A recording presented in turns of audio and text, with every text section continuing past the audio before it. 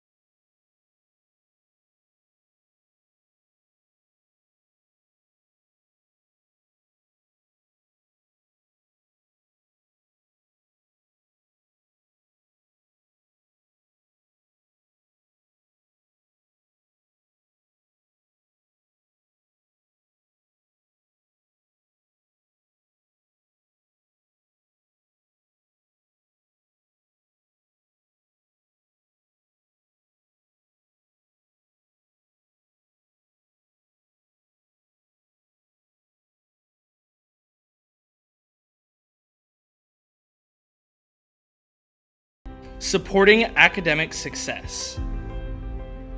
102,200 meals and snacks served in 2020.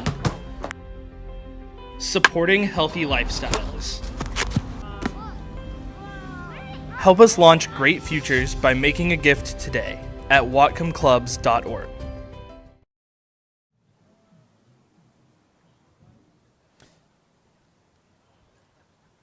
Awesome. Thank you so much. Yeah, I enjoy those.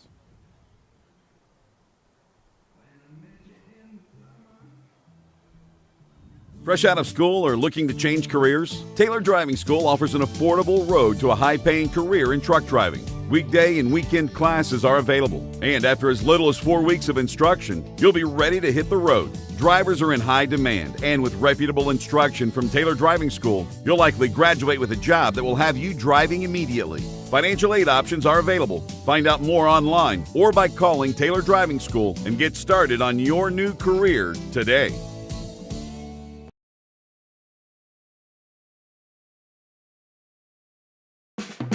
Acme Valley ice cream is distinguished by its robust flavor, taffy-like texture, and smooth mouthfeel finish that satisfies with every spoonful. Indulgent and delicious. This is full-strength ice cream, the way it was meant to be, handcrafted here in the Pacific Northwest. Share it with a friend or keep it all to yourself.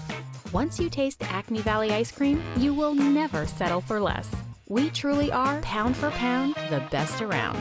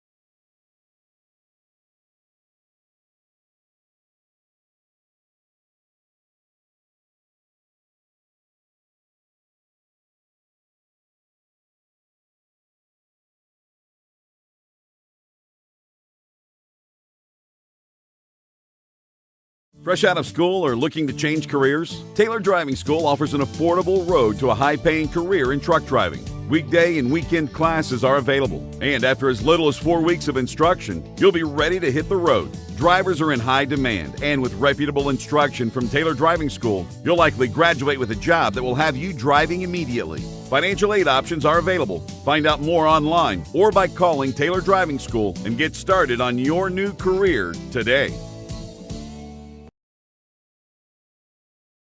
As a local wholesale bakery, Flax for Life is a proud sponsor of the Bellingham Bells. We produce allergy-friendly baked goods that are nutritious and delicious. We offer a variety of yummy treats that include muffins, brownies, cakes, granolas, and our new line of cookies. With flaxseed being the main ingredient in all of our products, you get a tasty treat made from clean ingredients that are loaded with fiber, omega-3s, and healthy protein.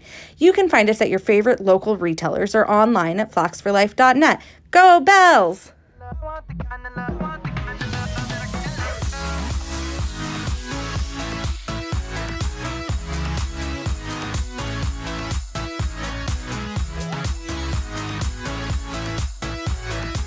The Slow Pitch Sports Grill and Casino has live casino card games in a poker room that features Texas Hold'em and Omaha games. Located in Bellingham, Washington.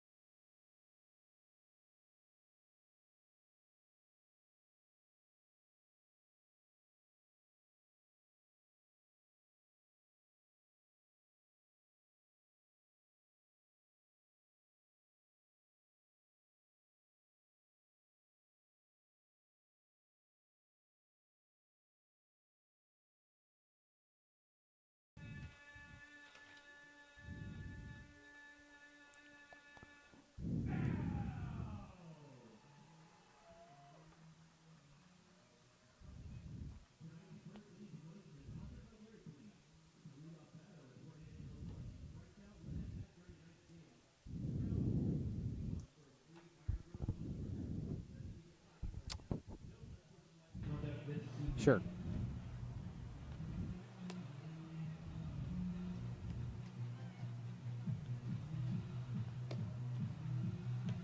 Time for first pitch here at the Hagen Diamond at Joe Martin Field, and on the mound for Bellingham, as we mentioned earlier, is number 22, Zach Simon, right-handed pitcher.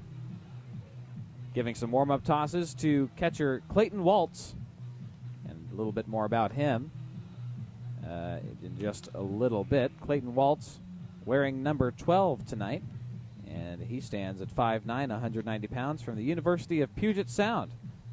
He is a redshirt junior and hometown of North Bend, Washington, which is not near the North Bend of the state of Washington, really. It's fairly close to Seattle. No sleeveless white uniforms for Bellingham. And Jack Van Remortel at first base, making his Bells debut. So is Clayton Waltz. So time for first pitch, and it's a fastball in there for strike one. 91-mile-an-hour heater, and we are underway. Takuto Kataoka up to bat for Port Angeles. Left-handed batter against the right-handed pitching Zach Simon. And another fastball, 90 in there for strike two. This is where the Bells have struggled the most, starting off this season in the top of the first inning, giving up 2 in the first Friday night rather, and 5 in the first last night. Swing and a miss, strike three, Zach Simon. A great Bells debut on the mound. Striking out Takuto Kataoka. One down here in the top of the first.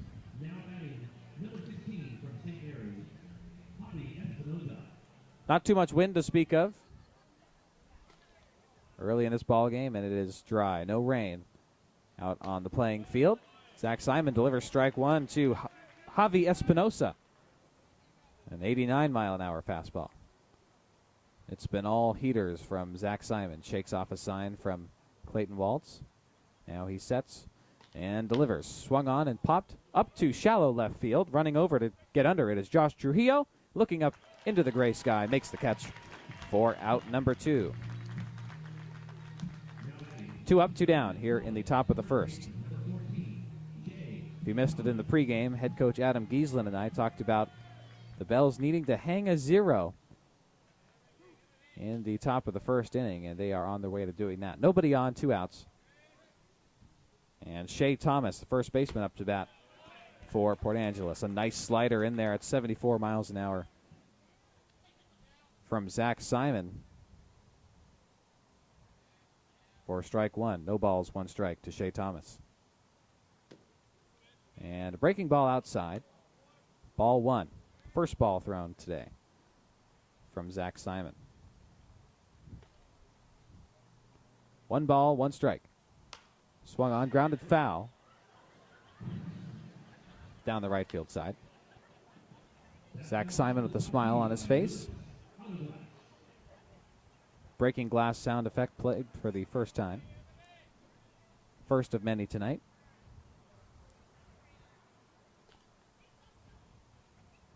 And 1-1 the count to Shea Thomas. Swing and a miss, and just like that, the Bells hang a 0 in the top of the first. What Bells head coach Adam Giesland said they needed to do. And Zach Simon walks confidently into a flurry of fist bumps and handshakes from his teammates at the Bells dugout. And they will take a seat and congratulate Simon on a great first outing for the Bells. 3 up, 3 down. Great work by Zach Simon. And we will be right back with the bottom of the first on your home for Bells baseball, 98.9 K-Bay, and online at 989kbay.com. So, you work with a lender to get a mortgage. You get into your new home and you receive notice that your mortgage company has broken up with you and you'll be sending your payments somewhere else. You deserve a partner who will be there with you every step of the way. At WeQ, we service 100% of our loans. Plus, we're not for profit, so you can rest assured knowing that we'll always have your best interest at heart. For a limited time, get your mortgage through WeQ and receive $500 off closing costs. WeQ is an equal opportunity lender.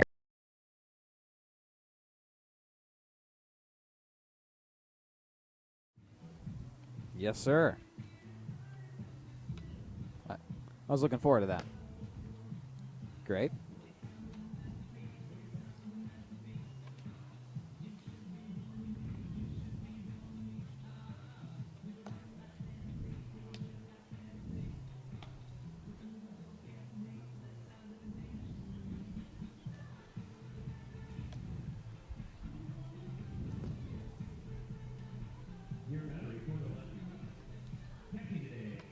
Left-handed pitcher number 32, Joseph Sinclair, on the mound for Port Angeles.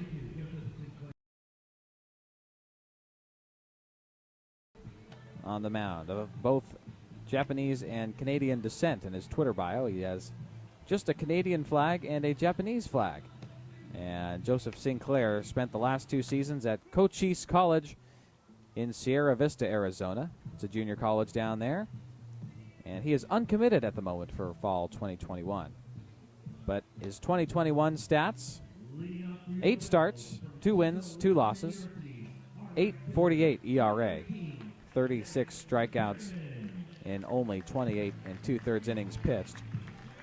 And the Bells leadoff man the same from Friday and Saturday night, Zach Berryman, sophomore at Central Washington University. 1 strikeout, 1 walk last night. In his first 9 at-bats, 2 hit by pitch, and 3 walks. And then the rest groundouts for Zach Berryman. But on those walks and hit by pitch, he really showed off some impressive base running and quick speed. And now he fouls one back. And now grounds one right at Joseph Sinclair. He's going to run in stride with Zach Berryman over to first, then flip it to first baseman Shea Thomas for the out. 1 gone here in the bottom of the first.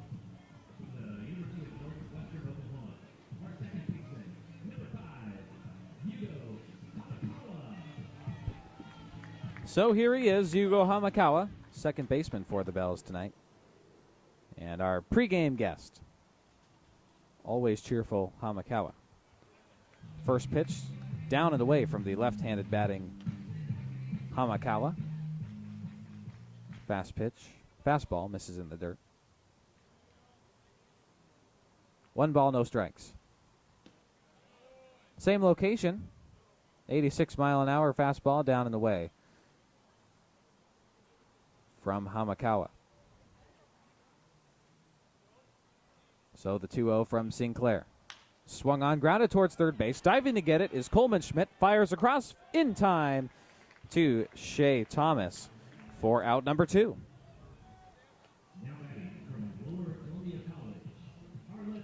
So a couple of groundouts to get things started for the Bells here in the first inning. And that'll bring up Daniel Jernan. He's in left field. He's been there all weekend. And draws a line across their home plate. And the first delivery from Sinclair is outside. Right-handed batter, wears number 19. And today's sleeveless white uniforms for Bellingham reads Bells across the middle chest plate. And some red trim around the navy blue Bells font. And the navy blue numbers on the back. 2 balls, no strikes to Daniel Jernan. And strike 1 called as a fastball in there for strike 1 at 87 miles an hour. Jernan last night, 3 at-bats, 1 run. Now fouls one down and to the right. Taps his thigh and now takes a couple of practice swings. Right side of home plate. Resets and now the 2-2 pitch to Jernan. Fouled back to the left.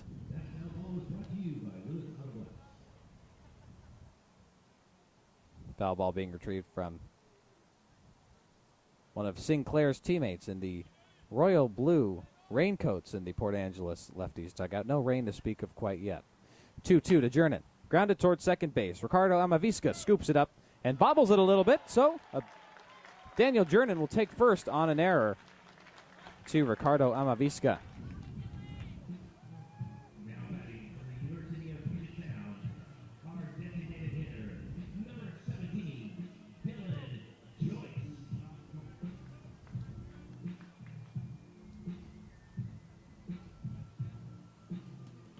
So with 1 runner on and 2 outs here in the bottom of the first inning, Dylan Joyce, the designated hitter for the Bells this afternoon, steps up, right-handed batter. Grounded right through the first baseman, Shea Thomas. He looks at his glove as if there's a hole in it, and Jernan rounds second. He's going to go for home, and the throw comes in. He's safe. Off the slide, Daniel Jernan from first all the way to third. And the second that ball was striped down the right field line, Jernan took off. His sights were on home. An RBI double for Dylan Joyce. The designated hitter today goes opposite field. And that was a great hit. That just made the first baseman, Shea Thomas, look like Swiss cheese there. It was going so fast. He didn't have time to get in front of it. And that brings home the first run of the game. Bells leading 1-0 now in the bottom of the first inning. Jack Van Remordel wearing number 8 and in his Bells debut from University of Michigan. First pitch, fastball in there for strike one, 86 mile an hour.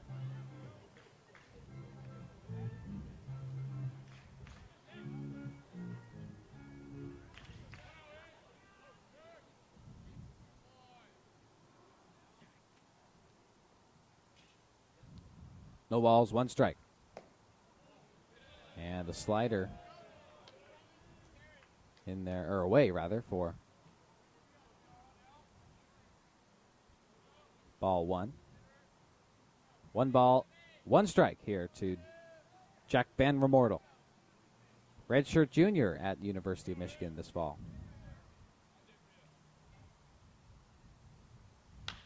Remordel rips one to right field. Running back at the track, Takuto, Kataoka, that one's gone. Home run for Jack Van Remordel in his Bells debut as he smoked that one to deep right center field and well over the wall. Takuto Kataoka, all he could do was watch as that one sailed over, and the Bells take a 3-0 lead with a 2-run home run from Jack Van Remordel. Wow, what a hit that was.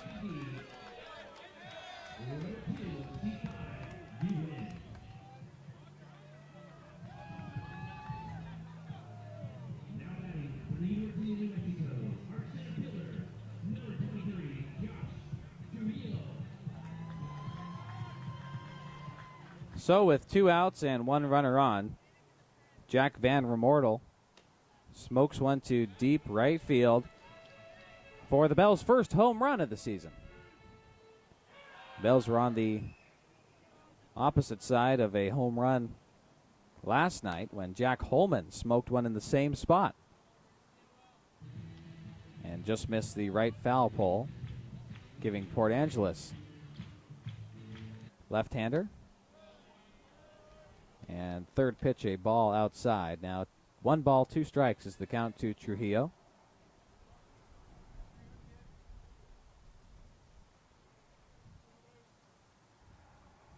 Nobody on. Well, the 1-2.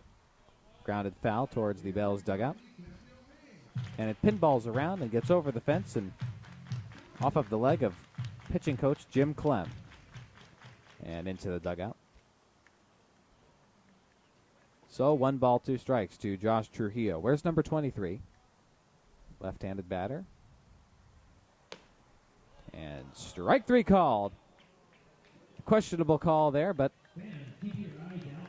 no confrontation there with the umpire. Bells will head back to the dugout, and Port Angeles will do the same. They're up to bat next. But a 2-run home run from Jack Van Remordel. Batting 5th today, and that gave the Bells a 3-0 lead. Exactly what they wanted and what they needed to do today, rather than giving up a lead in the first, which they have done for the first 2 games of this season. So we'll come back. Port Angeles up to bat next in the top of the second on your home for Bells baseball, 98.9 K-Bay, and online at 989kbay.com.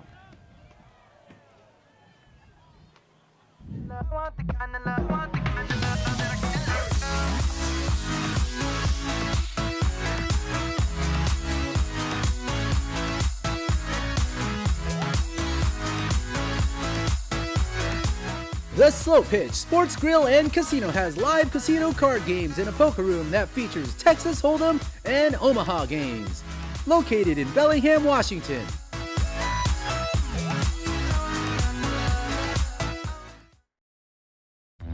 Braided app, so we can track our spending. deposit checks, manage debit and credit cards, and send money, just like that. Credit unions are powered by members and the values we share. And BECU puts that power right in our hands. So join us. BECU, more than just money.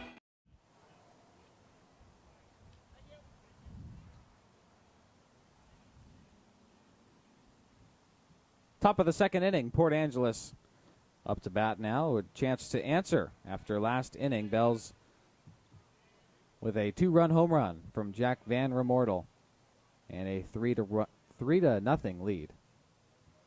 As first pitch delivered to Garrett Lake outside for ball one. 1-0 the count to Garrett Lake. Grounded foul back above the Port Angeles dugout.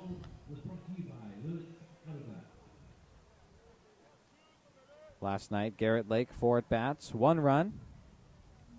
Got on base after he was walked. Struck out twice. Big win for the Lefties last night. And now a slider in tight to Garrett Lake for ball 2. Zach Simon back on the mound for the Bells.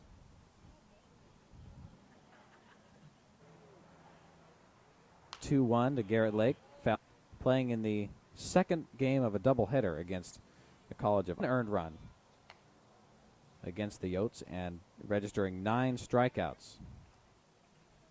And now faces a full count against Garrett Lake. Payoff pitch, misses out his outing.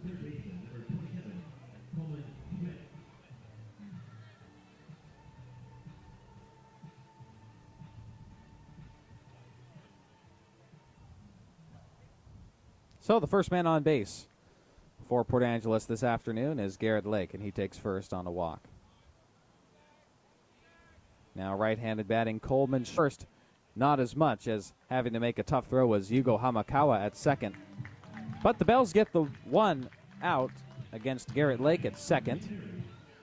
And Hamakawa with some words for the umpire there first, but the throw not in time. But it was on the mark. Beating out the throw was Coleman Schmidt, and that's where he is now.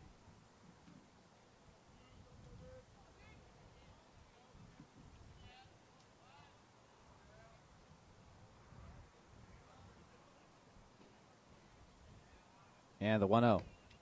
That Nathan Chong spins around. Getting the wrist loose, keeping the wrist loose. Now sets. And the 2-0 now. Way inside, having to raise his arms, was Nathan Chong. The ball gets.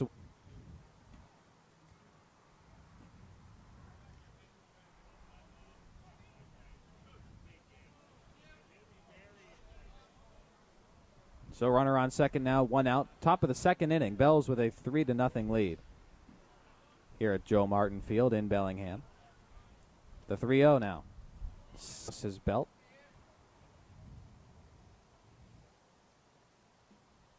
Holding the ball in his right hand behind his back. Now he sets in the glove. Glances at second. Walk to Nathan Chong. And in the meantime, Coleman Schmidt taking third base. As that ball got away from Clayton Waltz again, so Schmidt able to get over there, and he's 90 feet away. And right now, Clayton Waltz with Zach Simon at the artificial turf mound. Talking to him, getting a strategy going. What pitch is he going to throw?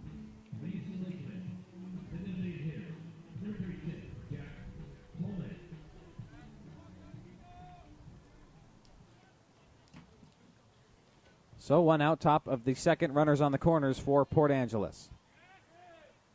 Time called. Clayton Waltz steps in front of the dish and sign. Diving back is Nathan Chong. He's safe.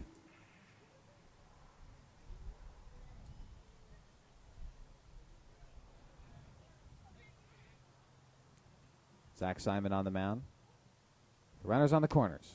Delivers one high and outside. Fastball missing away from the left-handed batter. Jack Holman, designated hitter tonight. He had a 2-run home run last night in the 7th spot of the batting order. from Simon. Safe is Nathan Chong after he was walked. 2 walks already from Zach Simon. 1 out here in the top of the second. Now the 1-0 pitch. Swing and a miss. Jack Holman taking a big hack at that one.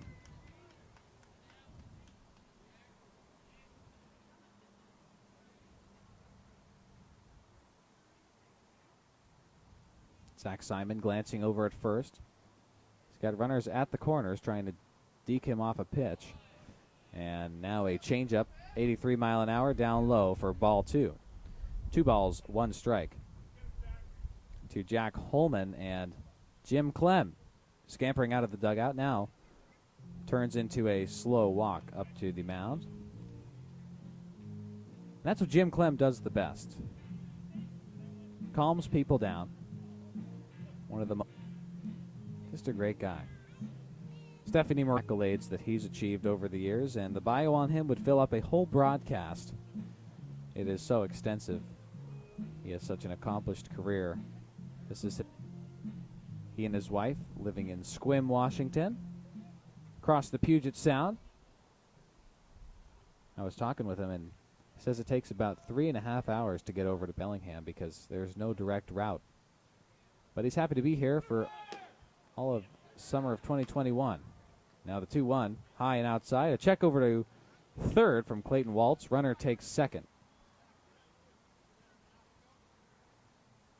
3-1 the count now to Jack Holman. Runners at second and third in scoring position. Bells ahead 3-0 here in the top of the second inning. 1 out. The pitch to Holman. Fouled back beyond the grandstand here at Joe Martin. 4 strike 2. Full count now coming up to Holman.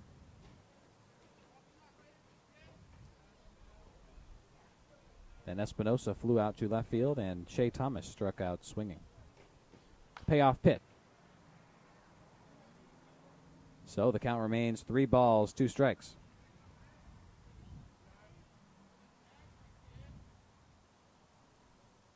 Holman stands in. Off of Holman's bat. Boy, would he like to launch another home run right about now. Holman stands at 6'4", 210 pounds. Right-handed pitcher sets. The 3-2. Swing and a miss. Zach Simon with a good 76 mile an hour breaking ball. Gets Jack Holman on the full count, and that is for the second out of the inning. So runners remain at second and third, but with 2 gone now, Zach Simon gets out of that threatening situation.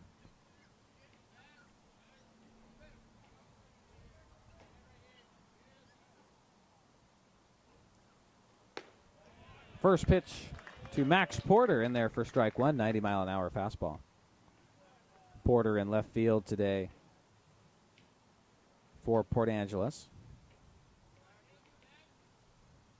Didn't appear last night in the lineup, but he was in right field for game 1. Had a base hit his first time up on Friday night. And now a changeup in there at 74 miles an hour for strike number 2 from Zach Simon. Now he's feeling it after a rough start here in the top of the second. No score yet for Port Angeles. Runners at second and third. And now no balls, 2 strikes to Max Porter. 2 outs. Big pitch for Zach Simon.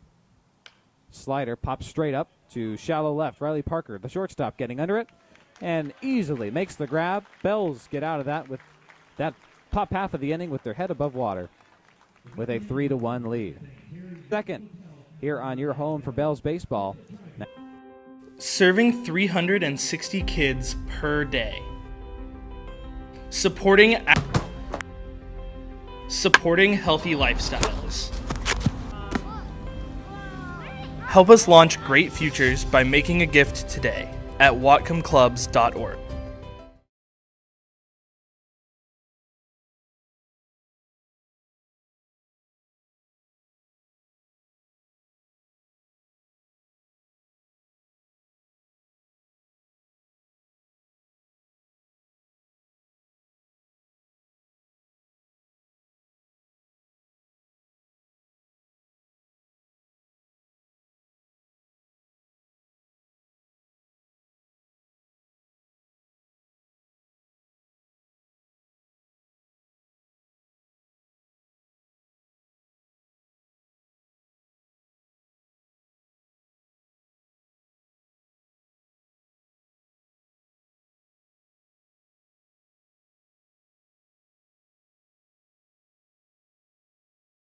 a longtime teacher there. The perfect demeanor for a high school teacher. So pregame shows later this week for Bellingham Bells. Lots to talk about with head coach, or pitching coach rather, Jim Clem.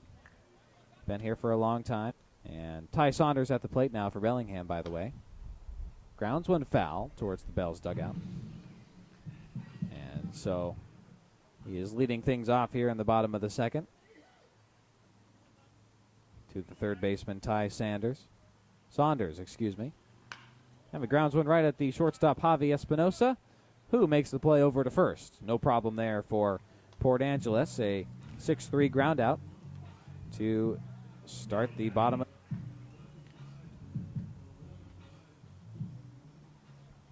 Batting eighth, Riley Parker. He's up next. Catcher's mitt of Nathan Chong. That one clocking at 72 miles an hour. So the first ball against Parker. And this time a curveball down low for ball two. Pitch. Swing and fouled back. 2-1 the count now, nobody on. Bottom of the second inning, Bells.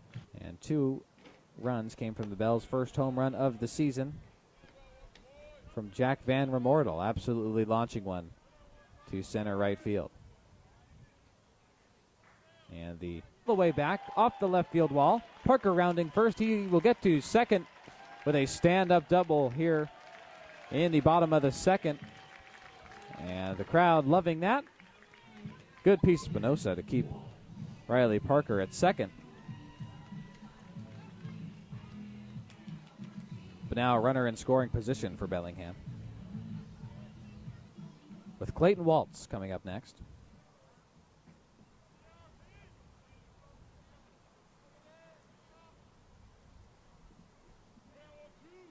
Catcher for Zach Simon.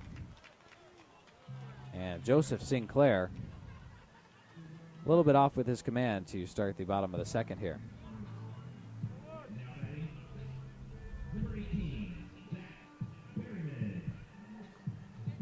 Leadoff man Zach Berryman, who has led off each game. Pitching coach out there for Bellingham to talk things over with.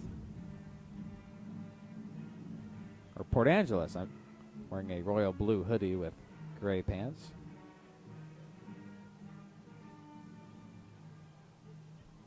Joined by the Port Angeles infield on the mound. Sinclair now takes a deep breath, and the left-hander sets on the mound. Taps the rubber a few times with his left foot now. First pitch to Zach Berryman. Runners on first and second. Ball one.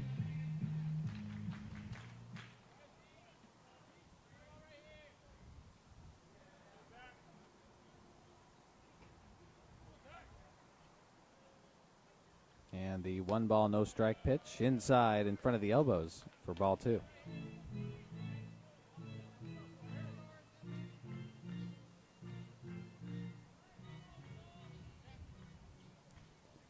Fans bringing their blankets, their umbrellas, and warm clothing today. It's a chilly Sunday afternoon. And the 2-0 to Berryman in there. A little too far, just beyond the kneecaps for ball three. Berryman receives a sign from Giesland in the third base coach position. And the 3-0. And a slider right down the middle for strike one. 83 miles an hour.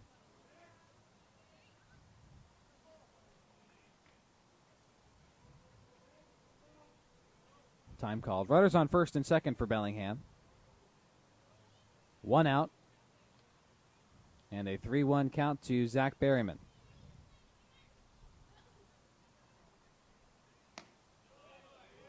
In there for strike two. Berryman was on his way to first. He thought that one was a walk. But an 82-mile-an-hour changeup catches the bottom left corner of the strike zone, looking at the batter. And that'll bring up a full count against Zach Berryman.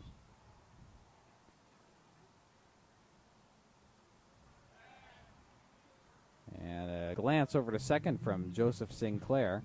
Straight down, holding the baseball with his left arm. And Max Porter. Now Max Porter throws towards third base, but coming in to score is Riley Parker from second. And that'll be an RBI single for Zach Berryman, his very first hit of the season.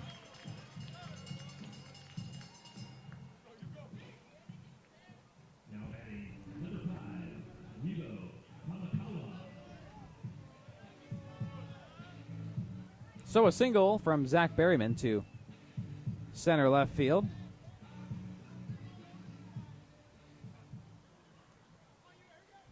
Brings home shortstop Riley Parker from second base after he got there with a double earlier in the inning. Now Yugo Hamakawa up to home plate and takes the first pitch down and away for ball one.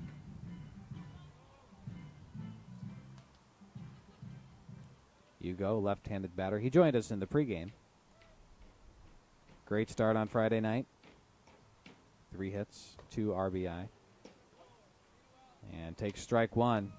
Well, he was here on a 10-day contract back in 2019. And I don't think he saw any playing time, according to head coach Adam Giesland. 1-1 the count to Hamakawa. Outside for ball 2. Hamakawa takes 2 steps back. Practice swing, and now back in the left batter's box.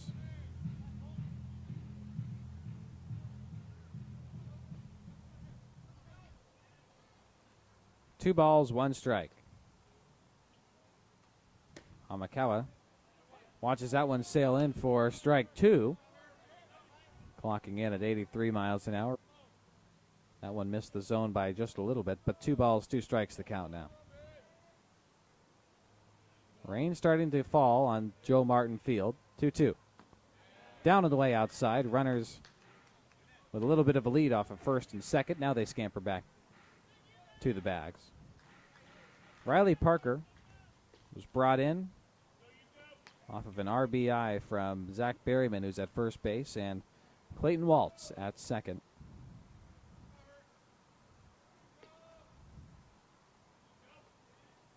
So the full count to Hamakawa and Sinclair. On deck, Daniel Jernan made it to first off of an error in the first inning. And now Hamakawa stung by a 83-mile-an-hour pitch up high, and he looked uncomfortable after that one. And that will load the bases with 1 out here in the bottom of the second. Good news for the Bells, but bad news obviously for Port Angeles and Yugo. Hope he's okay. He's taking first and looking towards the umpire. I think he, if I can read lips from way up here, says, "I'm okay." And looks like Will Armbruster walking out to first to make sure Yugo is all right from the Bells dugout. One of 3 Bells returners this season, Will Armbruster from University of New Mexico. We haven't seen him yet this year, but we will. Bases loaded here in the bottom of the second. 1 run brought in earlier off of an RBI single from Zach Berryman, his first hit of the year. And a slow walk out now to the mound made by Port Angeles owner Matt Acker, and he extends his right hand to take the baseball from Joseph Sinclair, and we will see a pitching change for Port Angeles here in the bottom of the second. Bells with a 4-0 lead. And as the new pitcher walks to the mound, we will identify who that is and let him get a few warm-up pitches in when we come back on your home for Bells baseball, 98.9 K-Bay and 989kbay.com.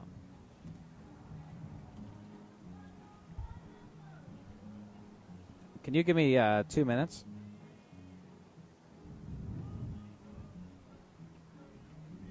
Thank you.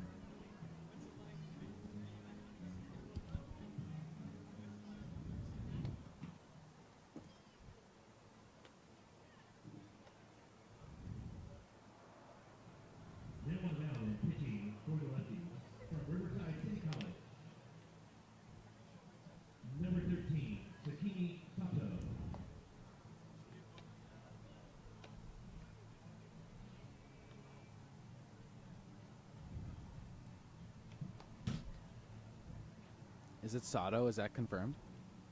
Sato. Thank you. Thank you, Haley.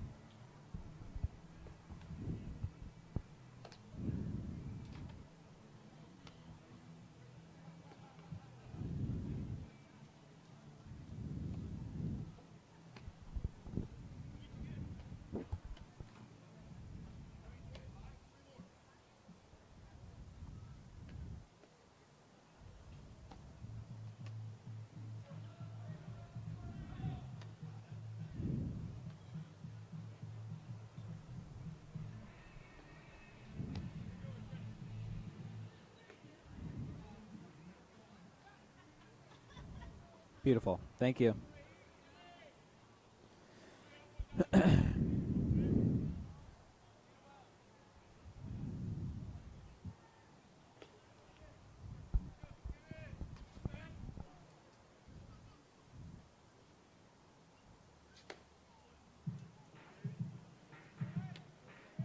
Well, perfect timing. We are back in the first pitch delivered to Daniel Jernan. And the pitcher on the mound for Port Angeles, Sakimi Sato. Right-handed pitcher. Where's number 13 from Riverside College. And now a pop-up to left field. Daniel Jernan drops the bat, makes his way over to first, and runner pretends he's going to go from third, but he doesn't. Staying safe over there is Clayton Waltz. Bases are loaded for the Bellingham Bells. Here in the bottom of the second, now 2 outs. Yugo Hamakawa at first, Zach Berryman at second, and Clayton Waltz at third. And with 2 outs, Dylan Joyce, the designated hitter for the Bells this afternoon, steps up, right-handed batter.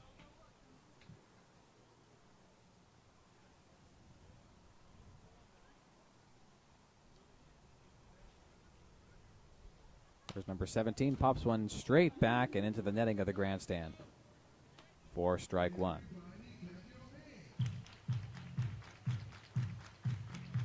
Dylan Joyce, a 6'4", 240-pound right-handed batter. He's got power, and he's got the bases loaded right now for the Bellingham Bells. And the 1-strike pitch. Swung on and grounded foul to the left. Right at the Port Angeles dugout. Dylan Joyce grimacing after that one. Tightens both of his batting gloves and takes half a practice swing. Now steps back up. Draws 2 parallel lines in the dirt around the home plate. And now he has no balls and 2 strikes. 2 outs, bases loaded for Dylan Joyce. Swung on, grounded foul. Down the left field line. So he steps back and takes another practice hack or two. And he will retighten his gloves again and reset his focus on this next pitch. No balls, 2 strikes. Sakimi Sato, by the way, stands to 6'180". He's a right-handed pitcher, and he wears number 13 for Port Angeles. He's on the mound. He's got the bases loaded after coming in for Joseph Sinclair. Swing and a miss to Dylan Joyce, and Sakimi Sato gets out of that threatening opportunity from Bellingham, out of the jam, with a 3-pitch strikeout to Dylan Joyce. Bells strand 3 on base, but they were able to knock home 1 run off of an RBI single to deep left field from Zach Berryman. And that brought home Riley Parker to score the run. And the Bells have a 4-run lead after 2. Rain starting to fall here at Joe Martin, not too much. But with the all-synthetic turf field, Bells don't have to worry too much about that unless it just becomes a torrential downpour. If that happens, we will glance at the West Coast League bylaws and figure out what they do with the rescheduled or cancellation of games. But for the time being, we are through 2 innings. Bells with a 4-0 lead here at Joe Martin Field against the visiting Port Angeles Lefties. Zach Simon back on the mound, and we'll get the top of the 3rd started when we come back on your home for Bells baseball, 98.9 K-Bay, and online at 989kbay.com.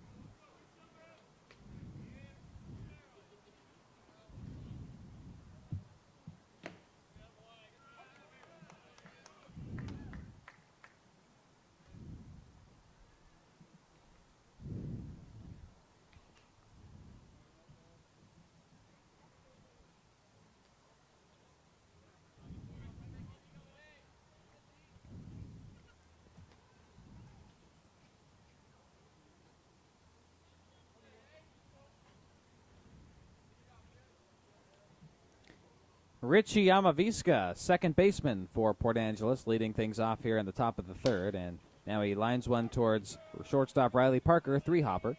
Now over to first from Parker, Jack Van Remortel on one leg, lunging up like he's climbing a ladder, makes the grab at first for the first out of the top half of the inning.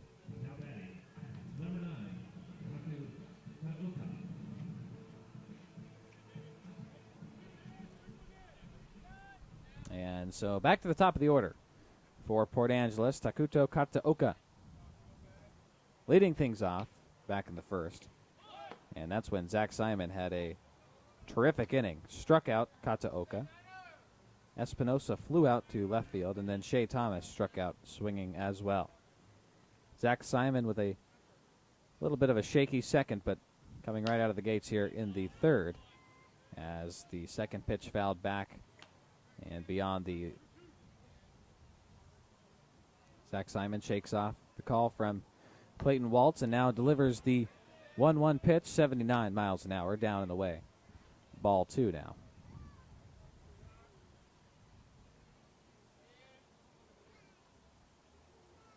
And the 2-1. Fouled back and beyond left field. Wind from left to right. And it doesn't look like there's much rain to speak of at the moment. The weather app tells me it'll start closer to 4 p.m.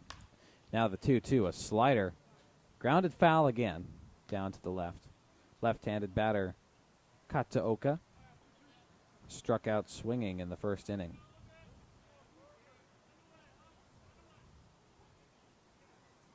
Simon shaking off the signs. He doesn't like him. Now he does. And the 2-2.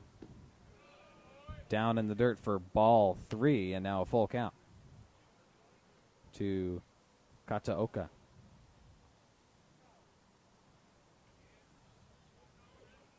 The payoff pitch.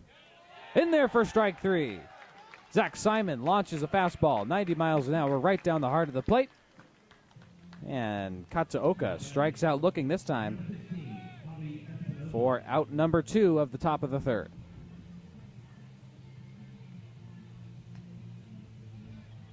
Good stuff from Zach Simon.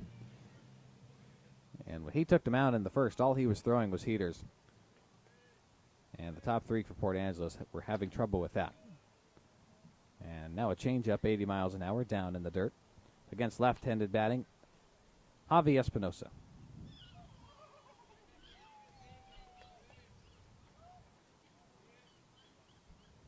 And the 1-0, high and outside, away from the left-handed batter. Ball two. Nobody on, 2 outs here, top of the third inning. Bellingham with a 4-0 lead, and the third pitch delivered way outside at 86 miles an hour. Clayton Waltz having to get to his feet and fully extend his left arm to corral that pitch with his catcher's mitt.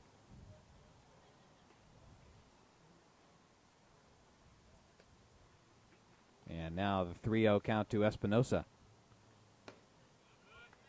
And it catches the outer middle third of the strike zone against Espinosa for strike one. Good location on the 88 miles an hour fastball from Simon. And now the 3-1. And that one a little bit too far outside. Gets away from Simon, and so Javi Espinosa takes first base on the 5-pitch walk.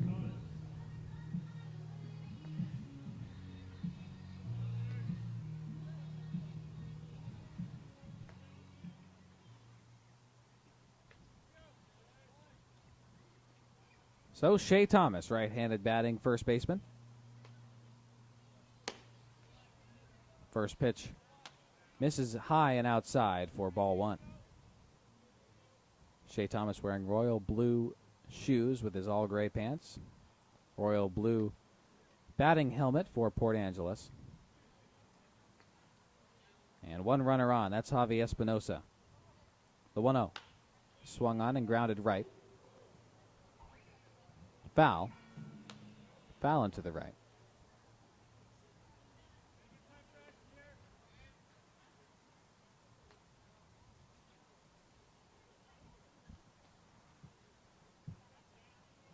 1-1 the count now to Shea Thomas, who had one base hit last night. Check over to first from Zach Simon. Safe getting back is Javi Espinosa.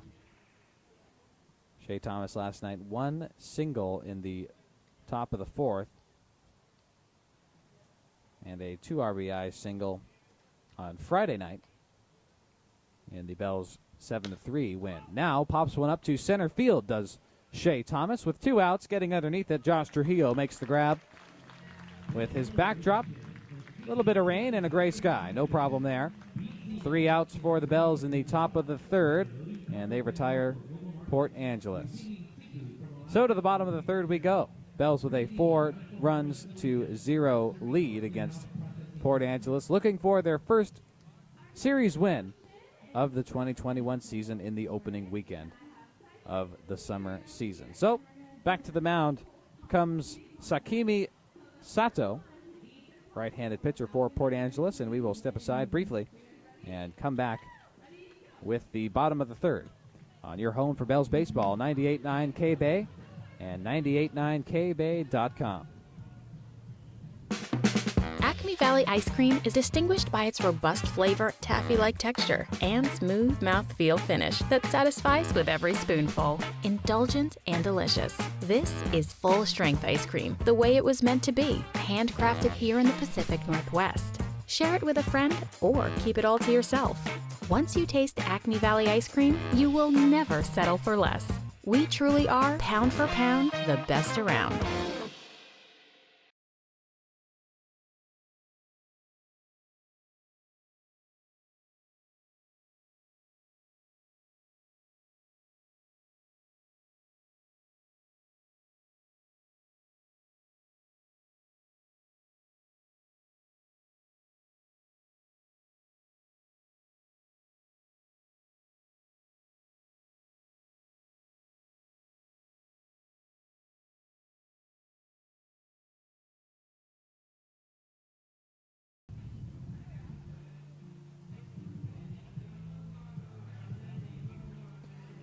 Leading things off here in the bottom of the third inning, it is Jack Van Remortel.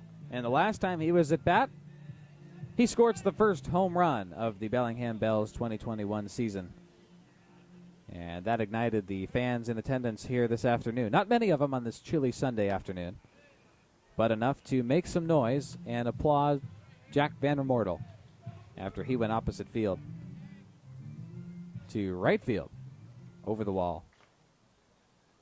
Right-handed batter takes the first pitch, strike one, and now strike two delivered from Sakimi Sato. Sato, I believe it's pronounced. I'll try to correct myself. And he is ahead, is Sato, the right-handed pitcher. The 0-2. Swung on and driven towards right field. Running over there is Kataoka. He can't get there. And he goes to second. That'll be a base hit for Jack Van Remortel, and he is putting on a tremendous showing this afternoon for the Bellingham Bells in his debut with a base hit here in the bottom of the third. And Van Remortel, good start to this ball game for him and in his debut.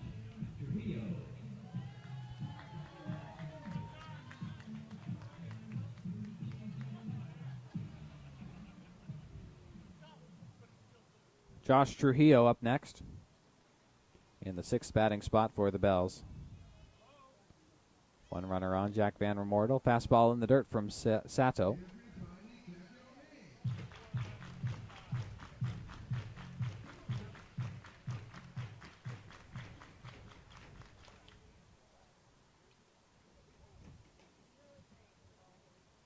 And the 1-0. Driven towards right field. It's a grounder. And scooping it up is Kataoka. He'll go to the pitcher Sato, but another base hit for the Bells to right field.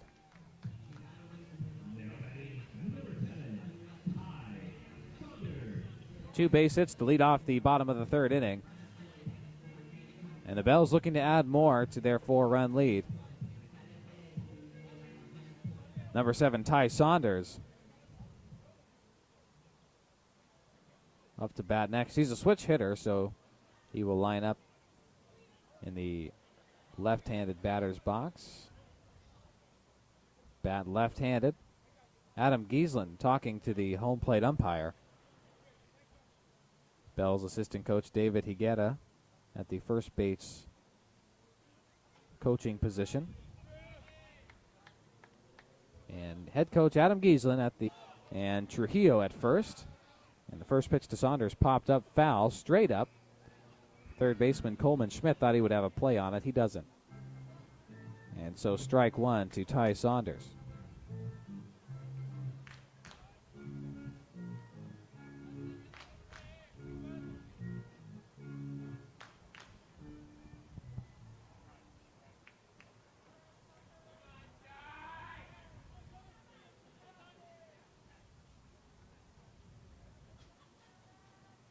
And the 0-1 to Ty Saunders. In there for strike two.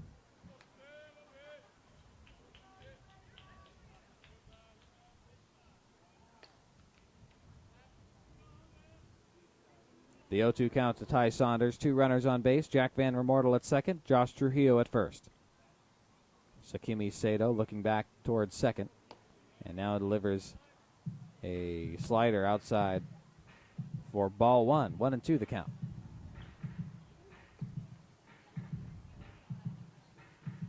Nobody out here in the bottom of the third inning.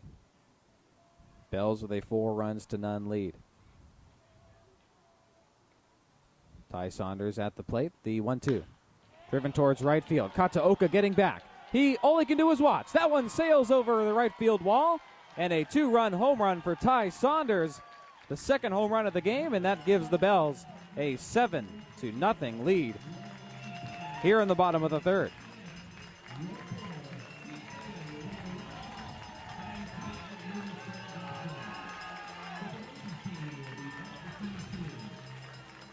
Oh boy, Bells are having a field day today with those wooden bats, launching them over the right field wall. And 2 home runs for the Bellingham Bells this afternoon. An offensive outing for Bellingham. As in the first, Jack Van Remortel with a 2-run home run in the same location. Right center field. For your Bells, number 15, Riley Parker.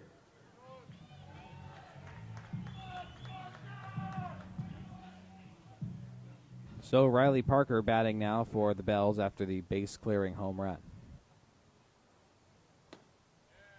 First pitch in there for strike one, an off-speed, 81 miles an hour.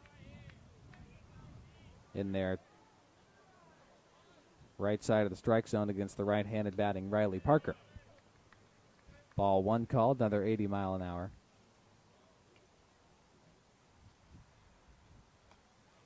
Sato sets, and the 1-1. Way inside, almost. Oh, it did. It did get him on the upper left arm. And so that is Sato's second hit batter.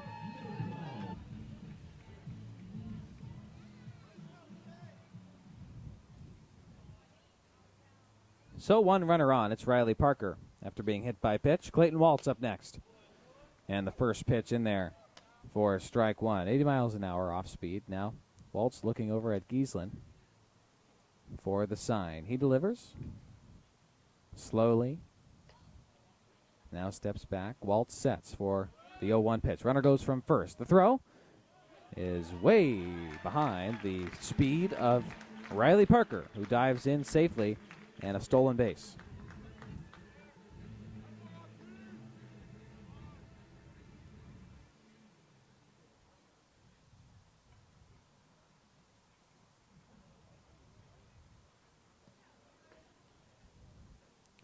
And Clayton Waltz with the 0-2. In there for strike three. Waltz strikes out looking.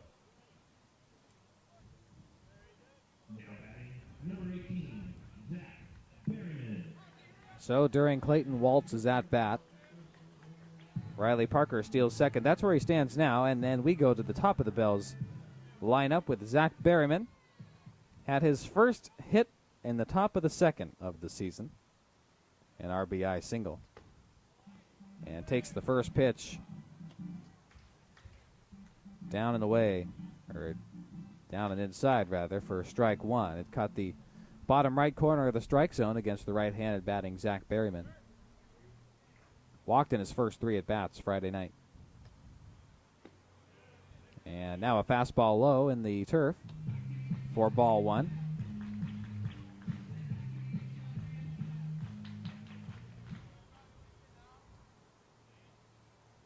Sakimi Sato on the mound, right-handed pitcher. The 1-1. Swing and a miss from Berryman, strike two. Runner on second, that's Riley Parker.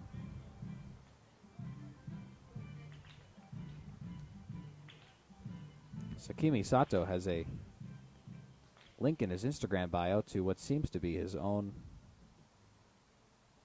business of some kind. It's called Sakimi Snacks. And he delivers the 1-2, a curveball down and away. He caught Zach Berryman fishing, and striking out is Zach Berryman. 2 outs here in the bottom of the third.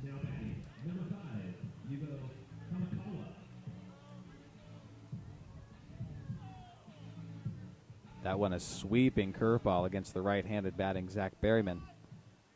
And it fooled him. So 2 outs and 1 runner on second. It's Riley Parker. Now another curveball falling into the zone for strike one against Yugo Hamakawa. Yugo's got an all-orange bat. It's a light orange with red batting gloves. And the 0-1. Down and away from the left-handed batting Hamakawa for ball one. He wears number 5 for the Bells.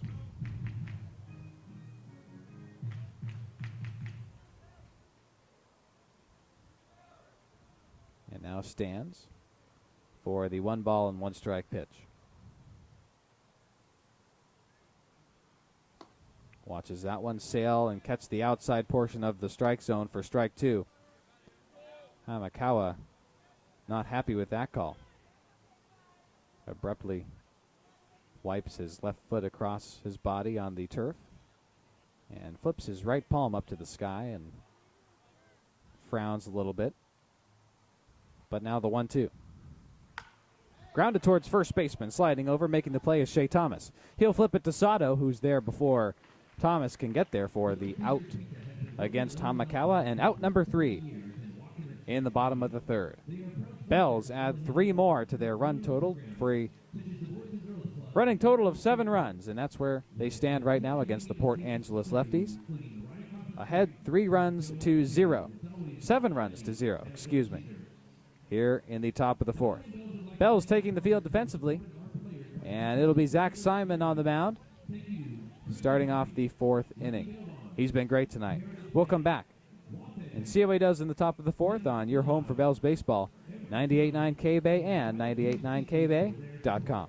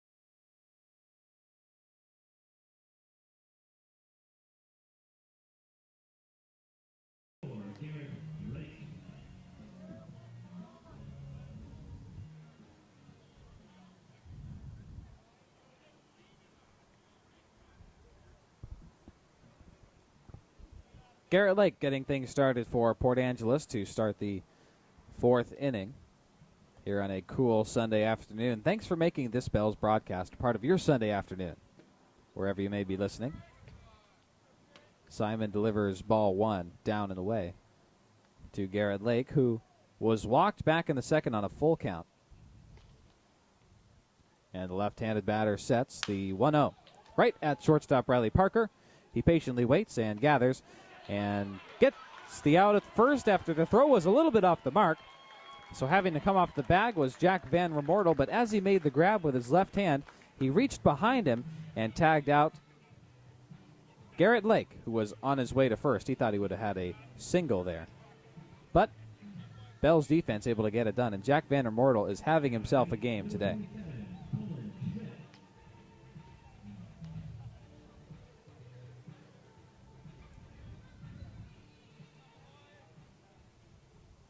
So with one gone by here in the top of the fourth, Coleman Schmidt, the third baseman, made it to first base on a fielder's choice back in the second. And he takes the first pitch, and off speed, 73 miles an hour inside for strike one.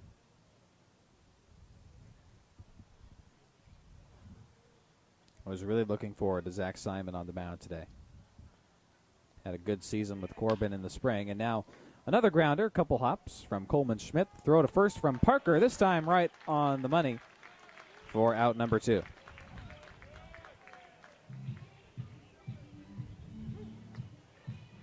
Couple of 6-3 groundouts to start the top of the fourth, and Zach Simon and company making quick work of things against Port Angeles so far this afternoon. Tomorrow, a sweet off day, the first one of the season for the Bells. Simon fires a curveball, misses down low, and away from the right-handed batting Nathan Chong. The 1-0 in there for strike one, 87-mile-an-hour heater to Chong for a 1-1 count.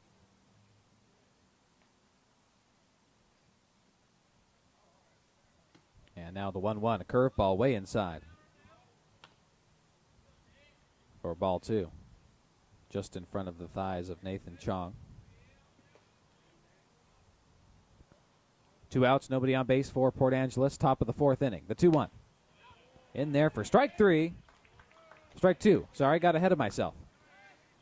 I was wondering why Zach Simon didn't walk towards the dugout. Strike two called.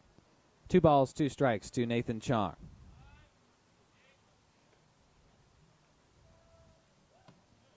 And that one, a slider down in the dirt for ball three. Simon steps behind the rubber, facing home plate straight on. Now he looks for the sign and sets. The 3-2. Grounded straight to the right. And thank goodness for the netting there. There was a little one wearing a yellow rain jacket, yellow hood. And that foul ball was headed straight for that little baseball fan down there on the foul ball. 3-2. Full count to Nathan Chong. And a slider left way high. And a 2-out walk from Zach Simon. He says, my bad to Clayton Waltz after delivering that one.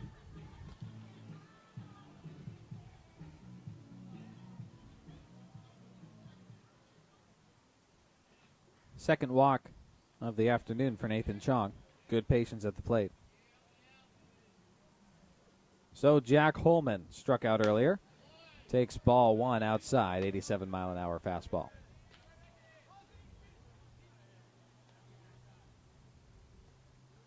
Holman, the designated hitter this afternoon, struck out back in the second.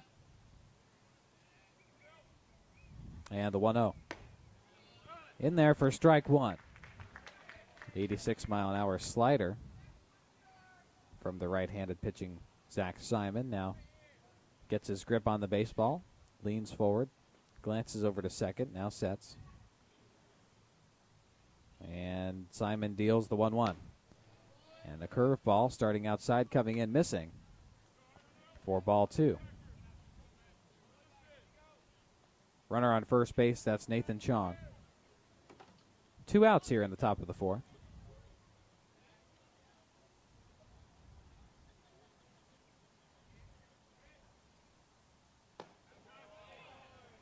And strike two called on the 2-1, right down the middle from Zach Simon, 88 miles an hour clocking in. 2-2, 2 outs. Top of the fourth. Zach Simon stands upright, now delivers. Swung on right at the first baseman. That's Jack Vandermortel giving the stop sign to Zach Simon. He says, I got it. Carries it over himself and gets the third out of the top of the fourth against Jack Holman. And that'll do it for Port Angeles, who is through 4 to the top of the bottom of the fourth inning we come. Bells with a 7-run lead, leading 7-0 against Port Angeles in the weekend series finale. And it looks like some Bells fans taking the field with some baskets and helmets on their head, as well as the Bells mascot Dinger, the enlarged hamster that wears a Bells jersey. And that is so loved by all the fans here, all the little ones looking on. And some fan festivities halfway between the fourth inning. Looks like they have baseballs. They're going to try to land in the basket atop the head. That's why the helmet's on there. They seem to be wiffle balls, so we'll see who wins. And while they do that, as a local wholesale bakery, Flax for Life is a proud sponsor of the Bellingham Bells. We produce allergy-friendly baked goods that are nutritious and delicious. We offer a variety of yummy treats that include muffins, brownies, cakes, granolas, and our new line of cookies. With flaxseed being the main ingredient in all of our products, you get a tasty treat made from clean ingredients that are loaded with fiber, omega-3s, and healthy protein. You can find us at your favorite local retailers or online at flaxforlife.net. Go Bells!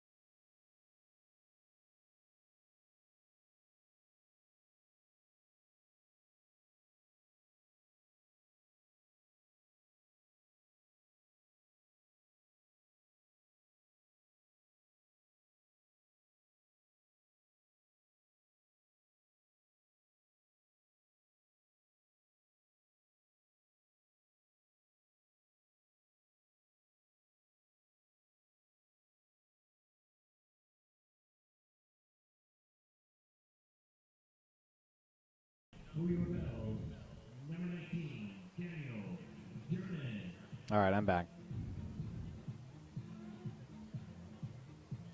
Great, thank you.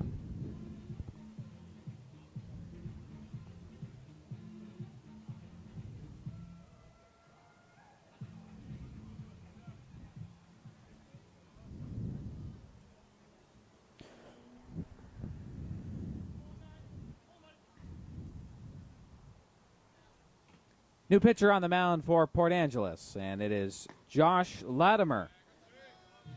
And he delivers an 84-mile-an-hour changeup to Daniel Jernin, the right-handed batter, for ball one. It misses outside.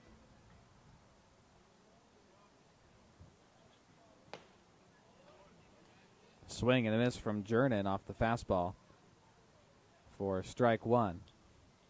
Jernin flew out to left field and made it to first on an error charged to the second baseman back in the first inning. Now he fouls one straight down and back.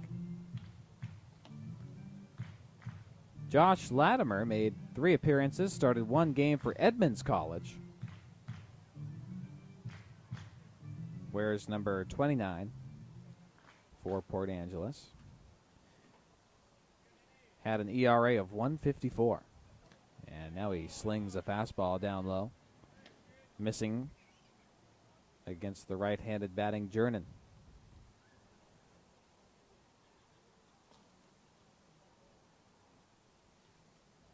Two the count now, bottom of the 4th inning.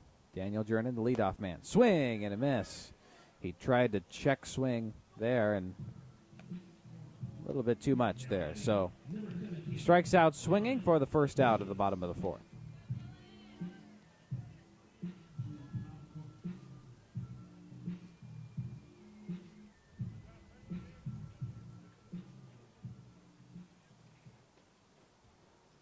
Dylan Joyce up next, the designated hitter this afternoon.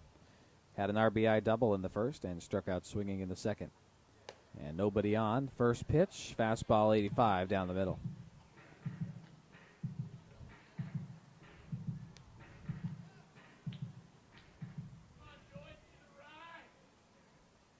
And so the 0-1 to Dylan Joyce. Way outside from Latimer. Misses the catcher's mitt of Nathan Chong and ricochets off the backstop.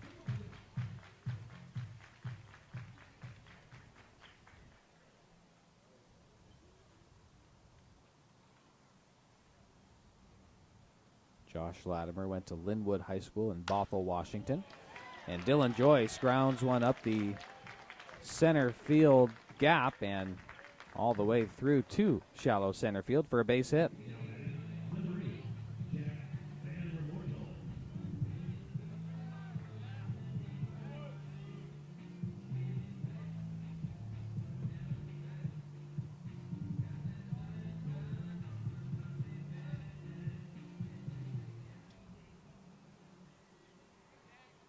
Here comes the man who scored the first home run of this 2021 campaign for Bellingham in the first inning of today's matchup.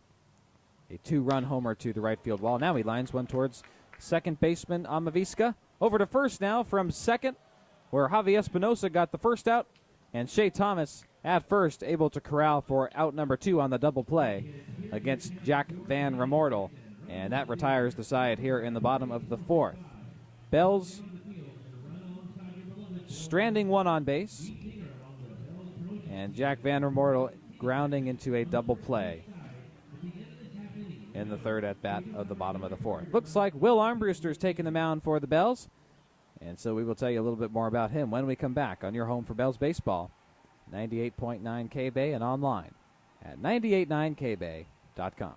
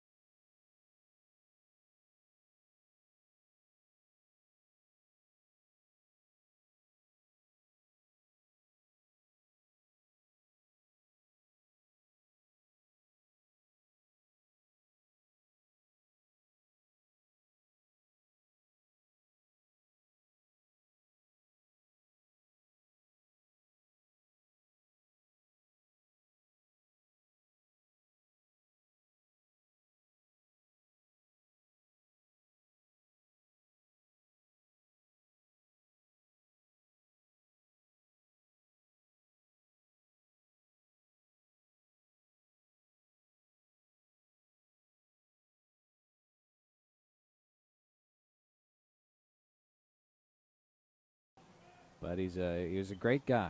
Came up to visit me at the booth in San Jose State, and we had a great talk. Now the first pitch swung on towards second baseman. Hamakawa comes in. He scoops it up and flops it over to first, where Van Remortel is there to get the first out. I didn't even have enough time to tell you who that was at the plate for Port Angeles. It was Max Porter, left fielder, leading things off and grounded out to Hamakawa.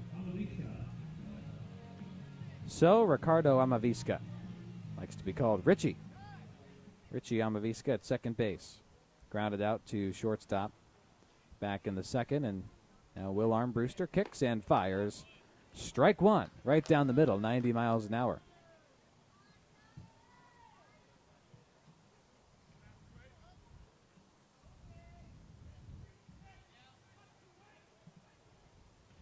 And the 0-1.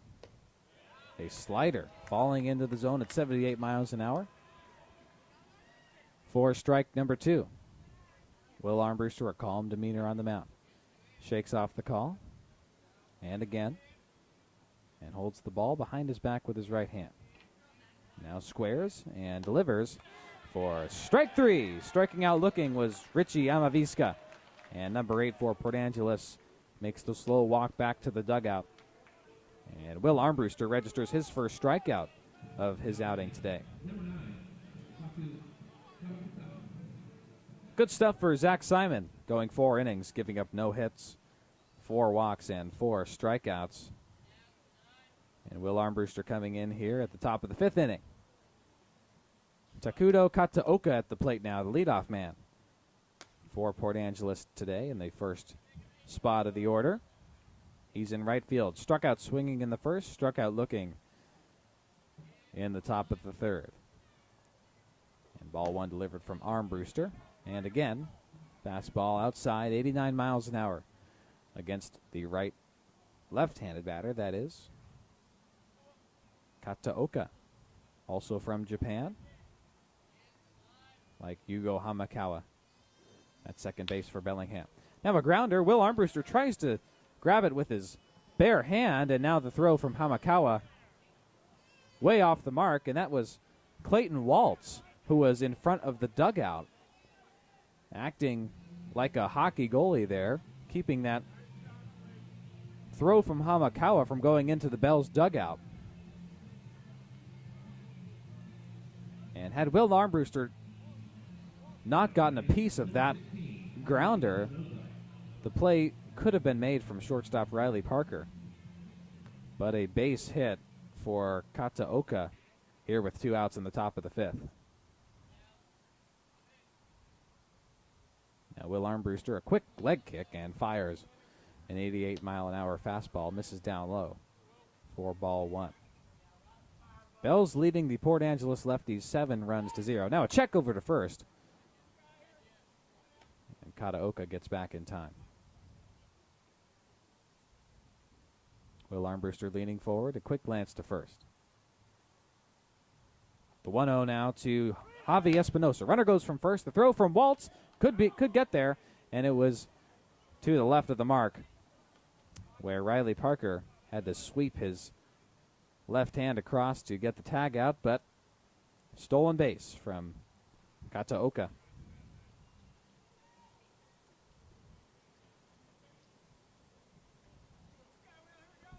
So he stands at second. The count, 2 balls, no strikes to Javi Espinosa.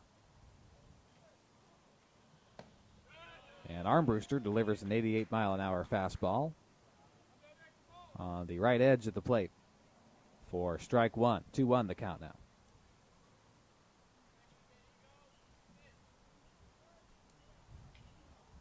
Two-one.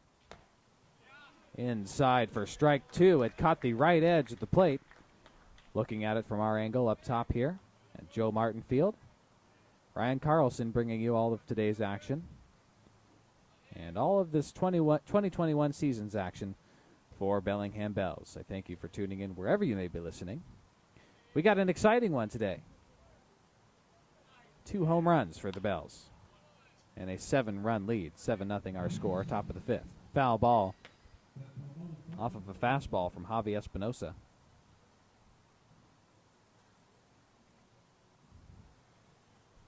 Will Armbruster stands at 6'6". I earlier stated he was 6'4". No, 6'6", 225. Pitcher for the Bells. Redshirt sophomore at University of New Mexico, but he's from the state of Washington, and he delivers the 2-2 foul tip right back into the catching protective gear of Clayton Waltz. So 2-2, the count remains. 2 outs, runner on second base. That's Takatu Kataoka. A little bit of a lead. Will not looking back there.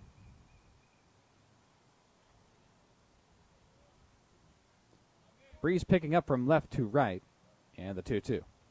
Swung on, grounded back into the backstop.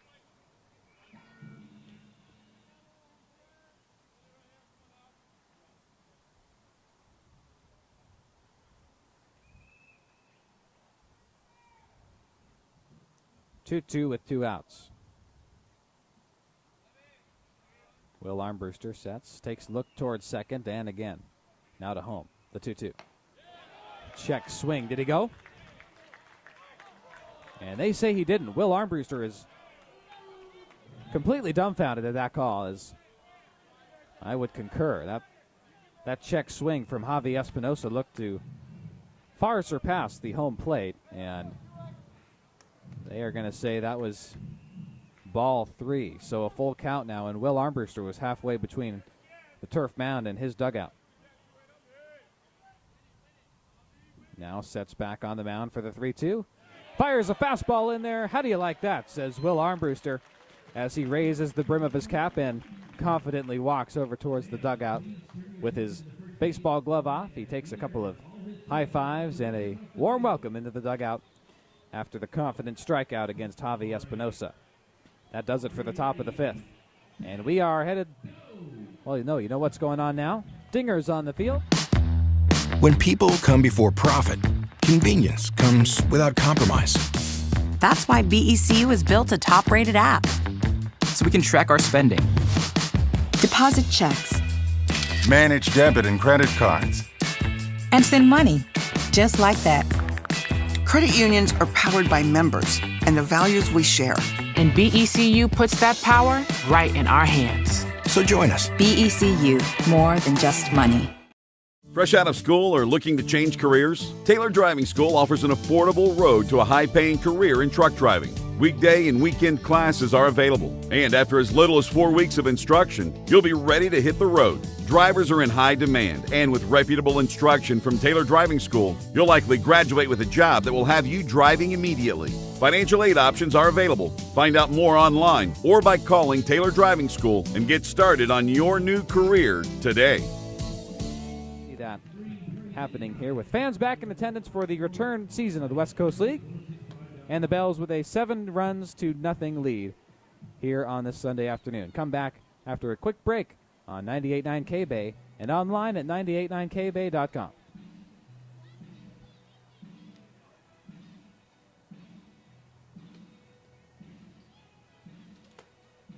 So, you work with a lender to get a mortgage. You get into your new home and you receive notice that your mortgage company has broken up with you and you'll be sending your payments somewhere else. You deserve a partner who will be there with you every step of the way. At WeQ, we service 100% of our loans. Plus, we're not for profit, so you can rest assured knowing that we'll always have your best interest at heart. For a limited time, get your mortgage through WeQ and receive $500 off closing costs. WeQ is an equal opportunity lender.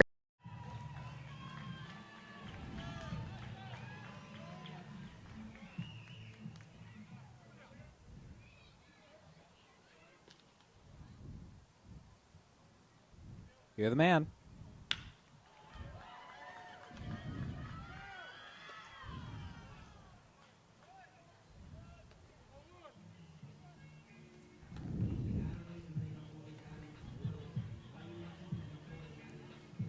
Well, one gone by here in the bottom of the 5th inning.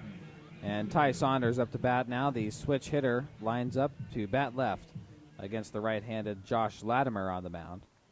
And Josh Trujillo on the very first pitch grounded out to second baseman Ricardo Amavisca. First pitch to Saunders. Bunt shows. And tipped back and foul. Ty Saunders from the University of Portland. Sophomore there. And the Bells have had him at third base all weekend long. They like him over there. Josh Latimer sets on the mound, and the right-hander delivers. Foul tip up into the left of the grandstand here and off the press box.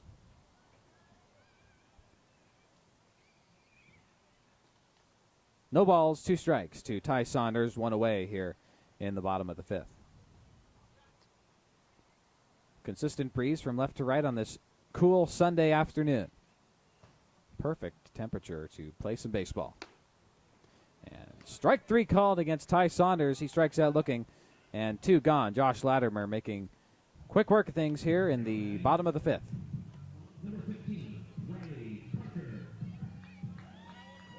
So Riley Parker, shortstop today, wears number 15 in the sleeveless white Bells uniforms with white pants, and the right-handed batter steps in. Got a double back in the 2nd inning and was hit by a pitch in the 3rd. Now he lines one to the right field, infield gap. It gets through off the glove of the diving Javi Espinosa. Max Porter coming in from deep left field to pick that one up and hold Riley Parker at first base, but a solid base hit here in the bottom of the 5th from Parker.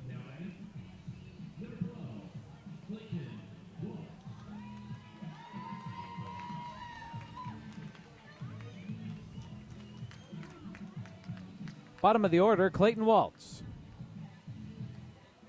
for Bellingham from the University of Puget Sound.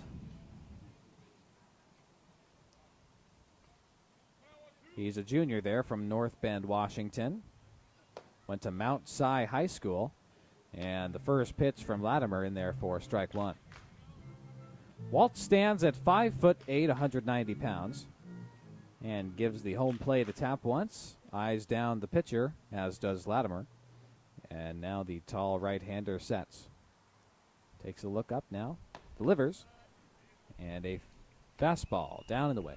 84 miles an hour. 4-1. 1 ball, 1 strike. Runner on first, that's Riley Parker. 2 gone here, bottom of the 5th. Bells leading the Port Angeles Lefties 7-0. And a changeup. 78, missing outside, away from the right-handed batting. Riley Parker.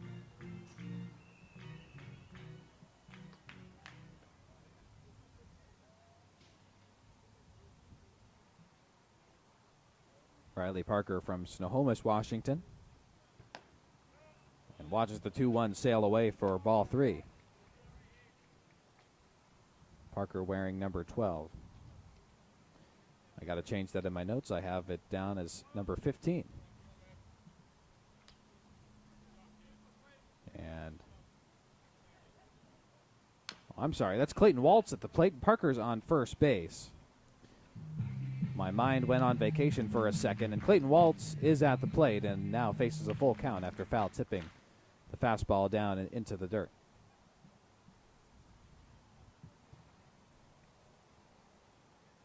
Right-handed batting, Clayton Waltz wears number 12. Riley Parker does wear 15. My notes were correct. And now strike 3 called as Clayton Waltz strikes out looking. A little bit of a delayed reaction from the umpire, but that'll retire the side there on the bottom of the 5th, and to the top of the 6th we go. Bells strand 1 in the bottom of the 5th, but lead 7 runs to Port Angeles 0. Will Armbruster coming back on the mound. He's been solid after taking over in the 5th inning. And we'll get to see him go to work again, top of the 6th. Don't go anywhere. Bells baseball coming up. Great futures start here. Serving 360 kids per day. Supporting academic success. 102,200 meals and snacks served in 2020. Supporting healthy lifestyles. Help us launch great futures by making a gift today at whatcomclubs.org.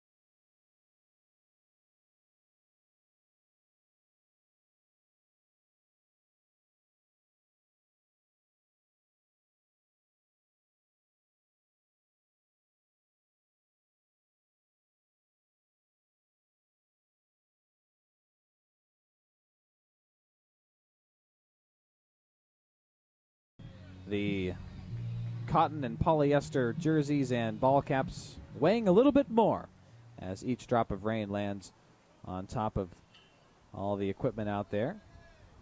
But the all synthetic turf mound stays the same, and so does the all synthetic turf field. Looks great even in the rain. So leading off the top of the 6th inning now is first baseman Shea Thomas. Struck out swinging in the first, flew out to center field in the third. And now leading things off here, takes ball one. Now lines one towards second baseman Hamakawa with his right arm sleeve. Throws it over to first with Jack Van Remortel standing in place for out number one. Man, Yugo Hamakawa seems to be in the right place at the right time every time the ball is hit anywhere near his location. And he makes the play with ease there.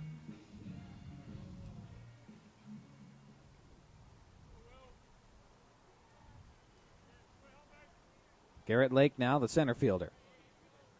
Second batter of the top of the 6th for Port Angeles. Will Armbruster still on the mound, and he pops one up to deep center right field, and that one is gone. Home run for number 24, Garrett Lake. And Will Armbruster smiling at Clayton Waltz, his catcher, after that one. And Garrett Lake unloads on a fastball that is sent way over the right field wall. The third home run of the afternoon, first for Port Angeles. And that will spoil the shutout that the Bells had going collectively. Through 6, one gone here in the top of the 6th, and a home run from Garrett Lake.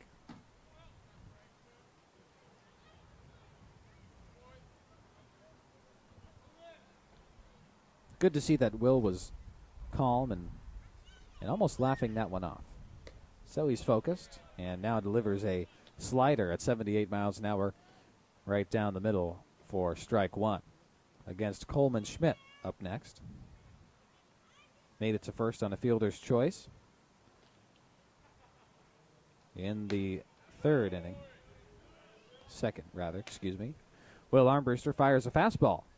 Cuts the plate in half at 88 miles an hour. Strike two. Rebounding quickly from giving up the first run of the game for Port Angeles. And the 0-2. Swing and a miss. That one in the dirt. And so Waltz tagging the back of Coleman Schmidt for a little bit of confirmation there for out number 2.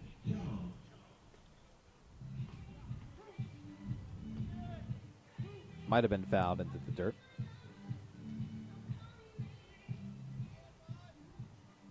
So with 2 gone here in the top of the 6th, Nathan Chong up next. Right-handed batter. Change up 78, down and away, ball 1.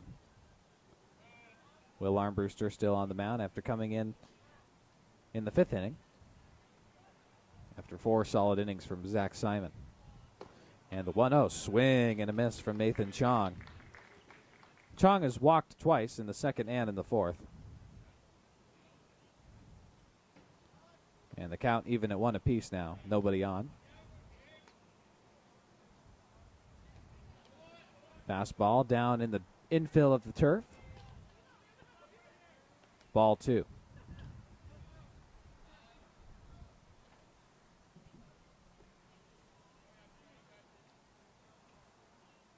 Will Armbruster majoring in mechanical engineering at New Mexico, and now a ground ball from Nathan Chong over to third baseman Ty Saunders, who sweeps it across the diamond for out number 3.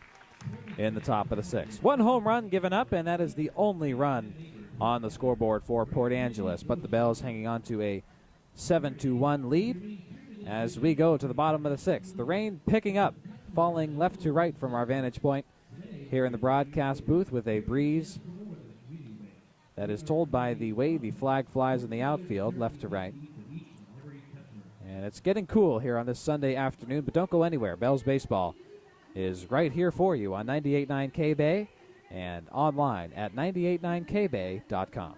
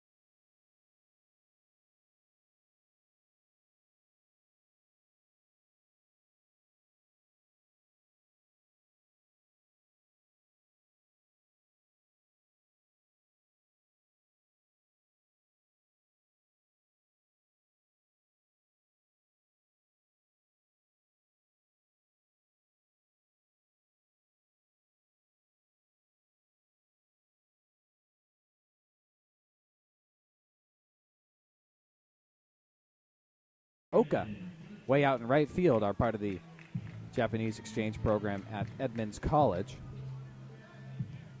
And in our pregame show, Yugo Hamakawa said he recognized a couple of them. He specifically pointed out Takuto Kataoka, the right fielder, but not Tatsu Uemoto. But I'm sure they know of each other, as Yugo has experience at Edmonds.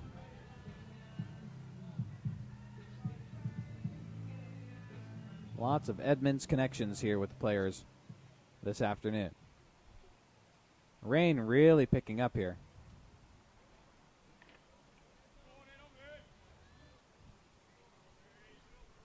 At Joe Martin Field. Zach Berryman leading things off for the Bells, and he is in the number 1 batter's spot for Bellingham. The West Coast League bylaws state what happens when a game is called off by the ref, or the umpire, excuse me.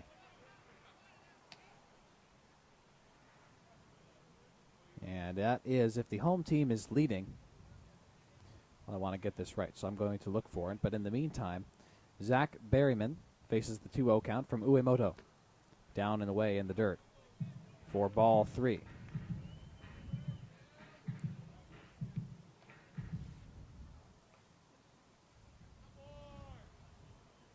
The count to Berryman, leadoff man here in the bottom of the 6th, and strike 1 called.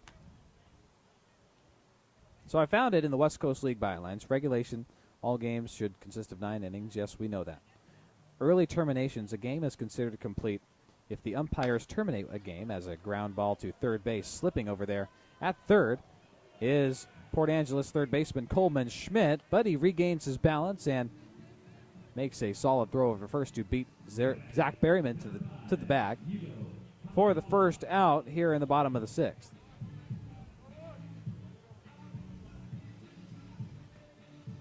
So a game is considered complete if the umpires terminate a contest due to rain and the home team is ahead after at least 4.5 innings.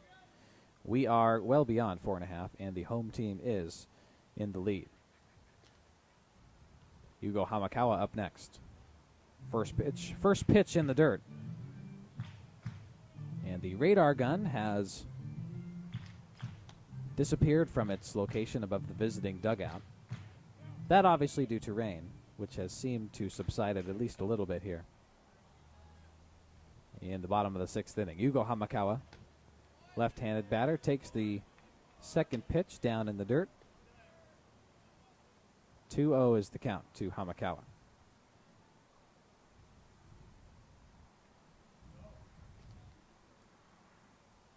Swung on, popped up to deep left field. Running back, he's got a play on it. He drops it, though. Max Porter looked as if he was going to make the grab. It drops out of his glove, and Yugo Hamakawa with a stand-up double here in the bottom of the 6th.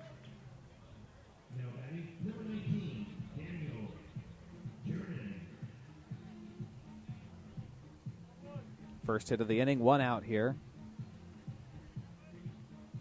And Yugo, after being stung by a pitch in the 2nd inning, launches a double. It lands on the warning track in deep left center field.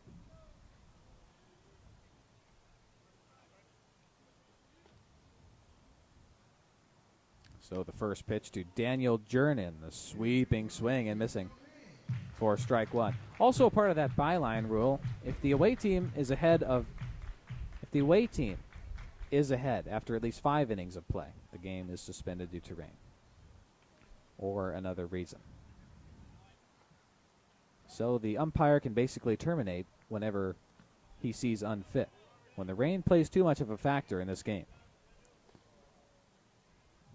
But with a turf mound, that is avoidable. Daniel Jernin, the right-handed batter, faces a 1-1 count. Yugo Hamakawa at second. And fastball down in the turf for ball 2.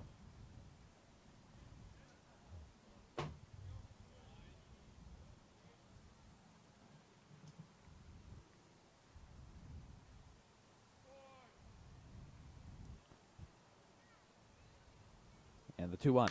Swung on right at shortstop Javi Espinosa. He goes over to second and in time gets Yugo Hamakawa with a little bit too much of a lead. He probably slipped in the turf due to the rain, and a double play there off of a liner from Daniel Jernin right to Javi Espinosa, and they were able to get Yugo Hamakawa at second, no problem. So we're through 6 innings. The top of the 7th we go here at Joe Martin Field. Bells with a 7-1 lead after 6. Will Armbruster looks like he'll be back out on the mound. He'll have to deal with the rain and trying to get a better grip on that baseball, with the rain playing a big factor here in the late.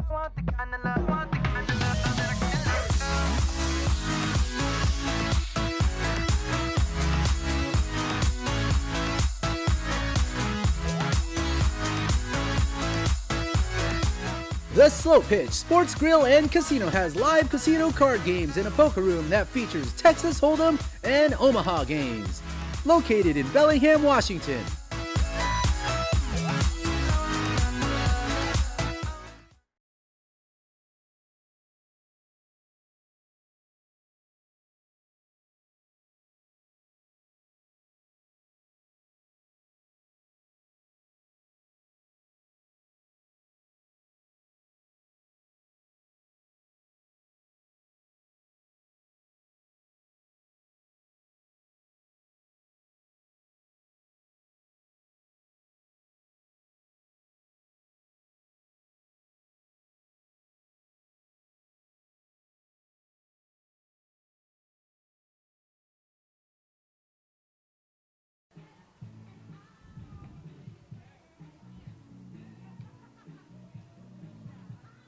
And Will Armbruster out on the mound, the tall right-hander, 6'6", 225 pounds. After appearing for the first time in the 5th inning, he takes a look at his first batter, and that's Jack Holman, the designated hitter. 0 for 2 today, striking out in the 2nd. And grounding out to first baseman Jack Van Remortel. Swing and a miss at the first pitch. Good stuff from Will Armbruster. A slider catches Jack Holman swinging.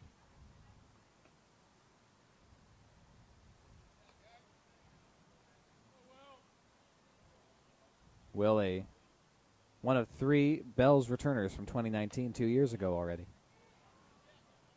Ended that season with a record of 2-3, an ERA of 5.08, and 28 strikeouts.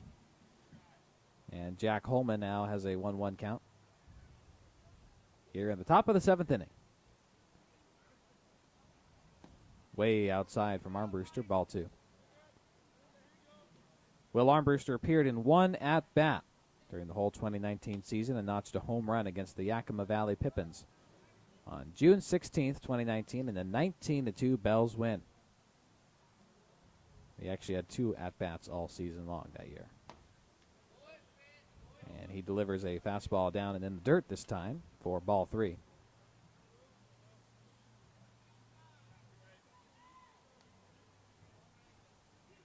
So the left-handed batting Jack Holman stands in for the 3 balls and 1 strike.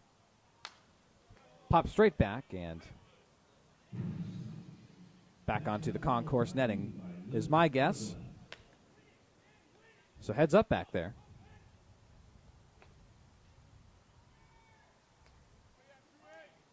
And that foul ball brings up a full count against Jack Holman.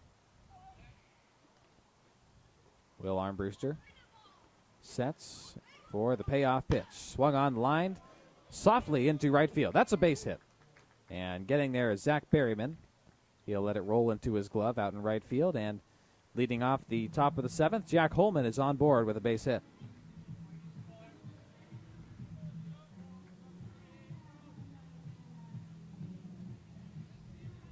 Now batting for the lefties. Number 19, Trevor Tichenko.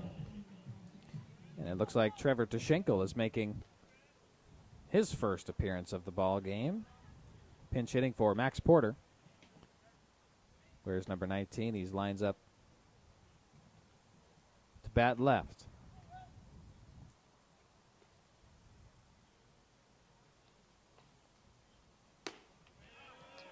And Will Armbruster delivers the first strike to Tichenko. Tichenko led off last night for Port Angeles and the night before. So getting a little bit of a rest today as Armbruster kicks and fires a fastball. You can hear the pop of the glove there. Misses just outside for ball 1. The Bells faithful out in the left field grass, sticking around with their hoodies and their blankets to keep them warm on this cool Sunday afternoon. Breeze left to right. 1 runner on base for Port Angeles, nobody out, top of the 7th. The 1-1. Lined into shallow left field. That'll be enough for a base hit. As coming in, Daniel Jernin throws it over to Ty Saunders at third. And a couple of base knocks to lead off the top of the 7th for Port Angeles.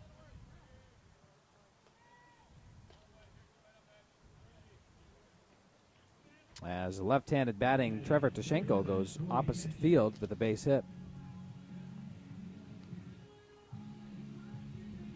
So the rain playing maybe a little bit of a factor with Will Armbruster's control. When Armbruster came on back in the 5th, he registered 2 strikeouts, and he gave up a home run in the 6th, followed by a strikeout. So he's been okay today for the Bells. He's got good stuff, as does Zach Simon, who started on the mound for the Bells today.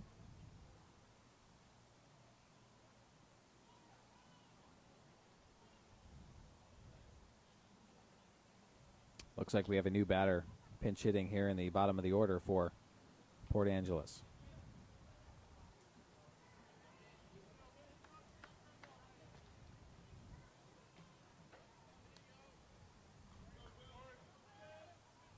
It was Ricardo Amavisca in the bottom of the lineup.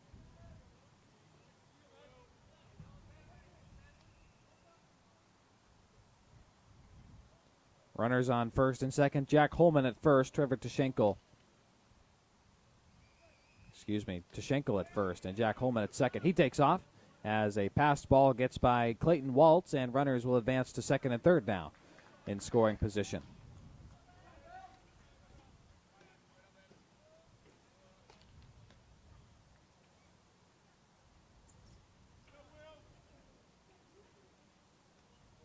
1 ball, no strikes to the bottom of the order. Ricardo Amavisca. It's his spot. Could be wearing a different jersey number, but he flies one to left field. Not having to move too far is Daniel Jernan, and he gets the first out with the catch. Runner tags at third. Sliding in is Jack Holman. He'll be safe. Sacrifice fly that was Corey Sanchez actually pinch hitting for Ricardo Amavisca.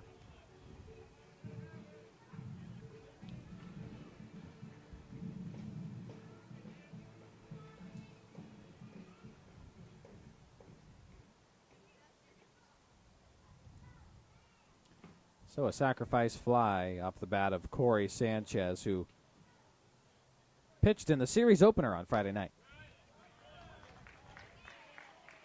Brought home 1 runner from third base. That was Jack Holman for the second run of the night for Port Angeles. The score now 7-2 in favor of the Bells. Takuto Kataoka up to bat now. He lines a soft one towards second. Hamakawa coming in, slings it over to first, and they're going to call safe. Will Armbruster, Hugo Hamakawa, and Jack Remordal are all stunned. And so is the entire Bells dugout. And every fan in attendance here. Not a great call by the infield umpire.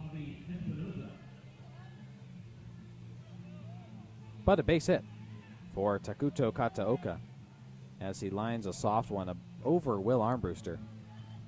And Hamakawa thought he had slung that throw over to first base in time, but not the case. Now runners at the corners for Port Angeles, with Javi Espinosa taking ball 1 high and away from the left-handed batter.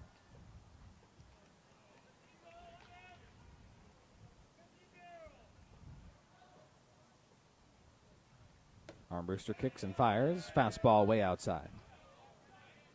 Waltz having to fully extend to grab that one.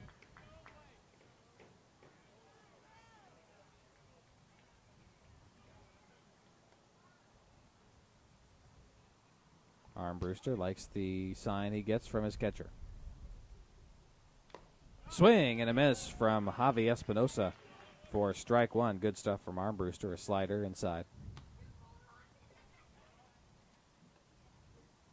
2 balls, 1 strike, 1 out here, top of the 7th inning. Port Angeles Lefties trying to climb their way back into this ball game. Down 5 runs. Now a liner towards third baseman Ty Saunders. It skips off the top of his glove and into left field. A run will score from third, and that was Trevor Tashenko crossing home plate. The score is now 7-3 in favor of Bellingham.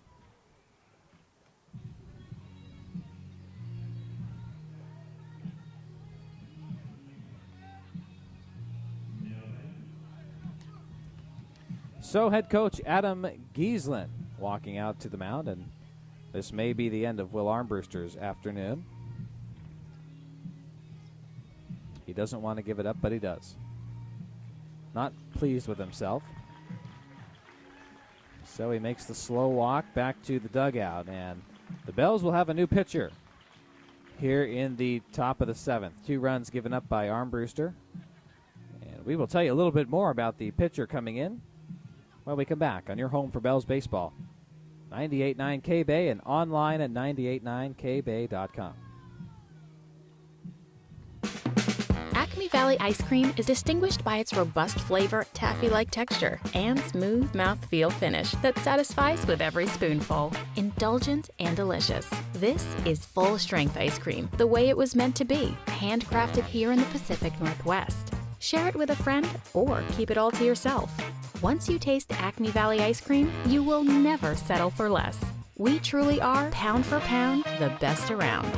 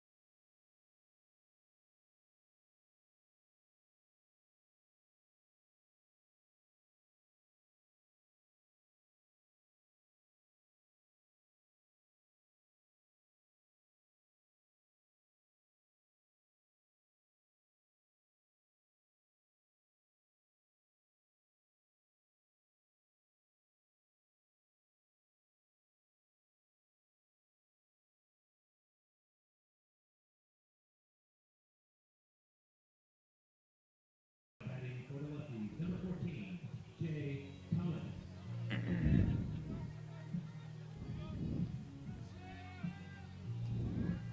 Okay.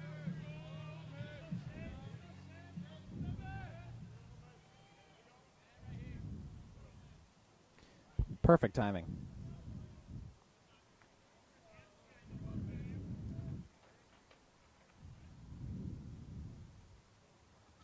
Well, not quite the post game. We are in the top of the 7th inning, and a pitcher change for Bellingham. Charlie Bielenson, Bell's first look at the right-handed pitcher from Brown University. Stands at 6 foot, 180 pounds. And the first batter he faces of the afternoon is Shea Thomas with one out here in the top of the 7th. He delivered strike one. Runners go from first and second. Not even a throw coming from Bell's catcher Clayton Waltz, as both runners go simultaneously on the 1-0 pitch. Strike delivered from Bielenson, but now both runners at second and third. It is Kataoka over at third and Javi Espinosa straight away at second. The 1-1 swing and a miss from Shea Thomas. Shea Thomas struck out swinging in the first, flew out to center field in the third and grounded out back in the 6th to first base. 1 ball, 2 strikes to Shea Thomas. And in there for strike 3. Good start for Charlie Bielenson, knocking down Shea Thomas for out number 2 of the inning. Now batting, number 24, Garrett Lake.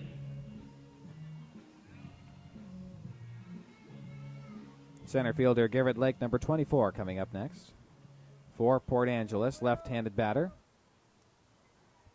Charlie Bielenson, the pitcher at the moment for Bellingham, did not have a spring season with Brown University. It was canceled due to the coronavirus, and he delivers a fastball. Strike one as Garrett Lake goes fishing for that one. But in 2020, Charlie Bielenson made 3 appearances as a relief pitcher, tallied 7 strikeouts and 3 walks in 6 innings pitched. From Los Angeles, California, went to Chaminade College Preparatory High School in West Hills, Los Angeles, the city of stars. And the 0-1 now to Lake. Swung on, foul tip back to the left. Garrett Lake says a few words to himself, gets himself refreshed and reset, taking a couple of practice swings, slowly, and now adjusting his ball cap, creating some friction in between his batting gloves, and now he resets. The rain not coming down as much as it was earlier in the last couple of innings. And the 0-2. Swung on, grounded foul right at the Bells dugout. Down to our left, where we sit high atop Joe Martin Field. Beautiful vantage point from this distance. Feels like you're right over the top of home plate.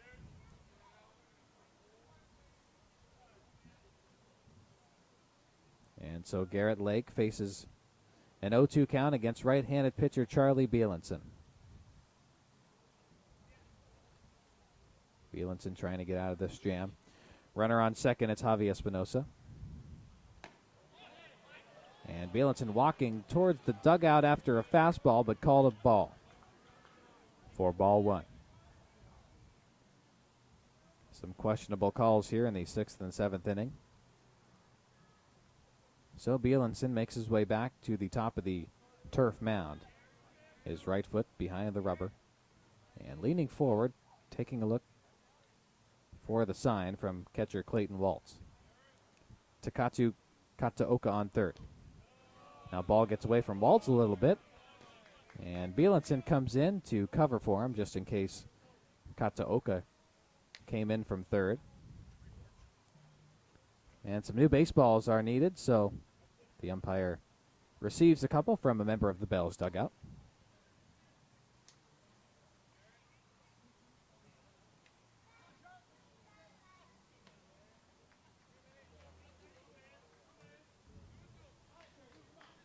Garrett Lake, a home run back in the 6th inning. The lone run of the inning, and then Port Angeles adding 2 more here in the top of the 7th. The 2-2 from Bielenson. A soft floater to Faltori down the left side, and reaching above his left shoulder is Ty Saunders, making the catch on the run well beyond the left field line for out number 3. Great play by Ty Saunders, who let one skip off the top of his catcher's glove earlier in the inning that brought home a run. It's stretch time here at Joe Martin Field. The score, the Bells 7 and the Port Angeles Lefties 3.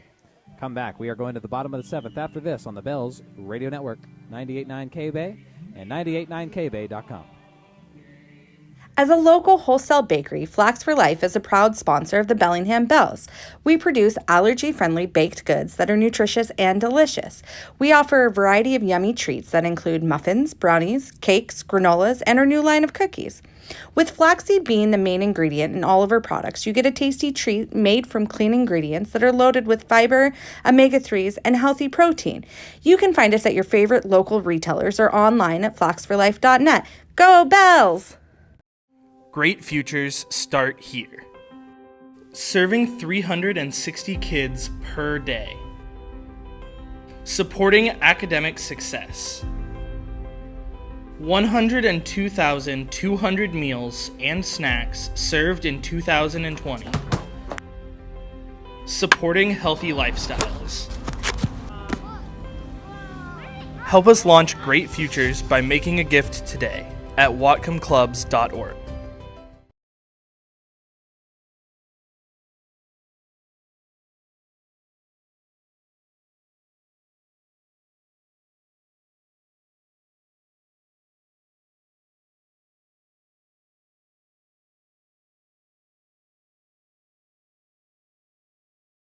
Taking the mound is Tatsu Uemoto for the 2nd consecutive inning, after coming out to take over for Josh Latimer. Latimer appeared after 4 innings in the 5th.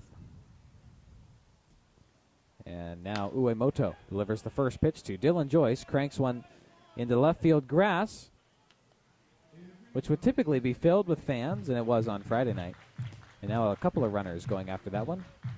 In between the bleachers, in between the picnic tables over there in the left field grass. A perfect place to take in a ball game here at Joe Martin Field. So strike 1 to Dylan Joyce. And now check swing. And strike 2 called. He got ahead of it a little bit. Joyce, an RBI double in the first. Strikeout in the 2nd inning. And a base hit in the 4th. Now pops one foul to the left.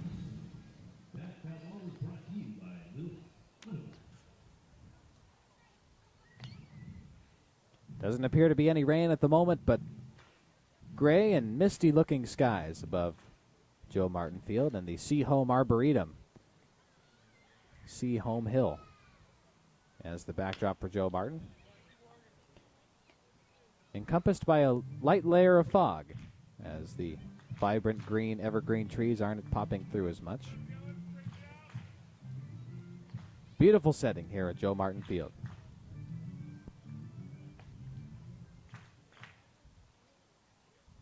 Dylan Joyce at the plate. Faces an 0-2 count against Tatsu Uemoto, the right-hander. Kicks and delivers. Swung on right towards the first baseman, Shea Thomas. He dropped it a moment, but regathered and tapped the bag for the first out of the inning.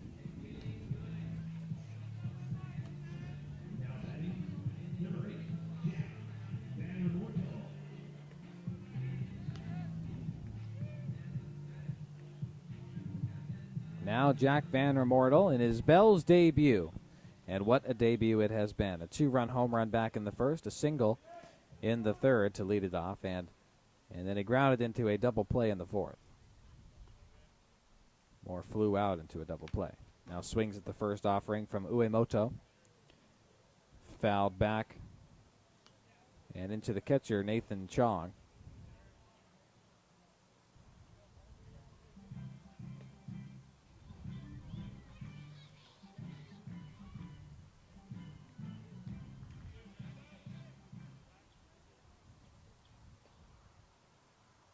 And the 0-1 to Jack Van Remortel.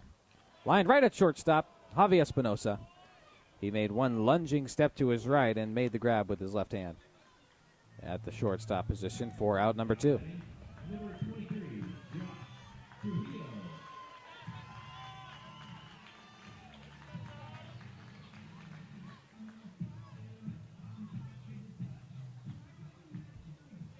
So with 2 gone in the bottom of the 7th inning, Josh Trujillo, left-handed batter, takes his spot at the plate and swings and misses at the first pitch.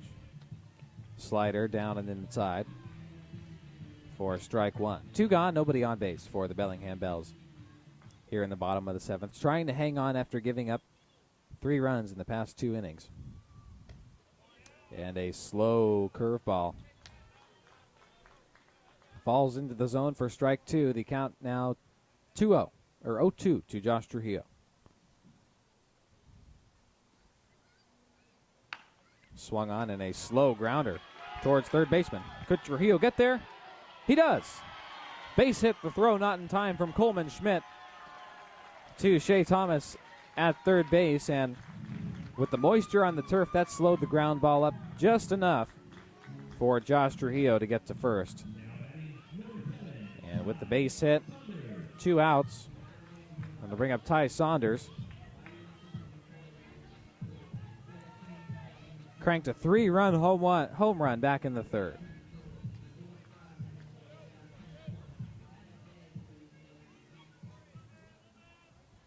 A slow rolling base hit from Josh Trujillo. He's on first.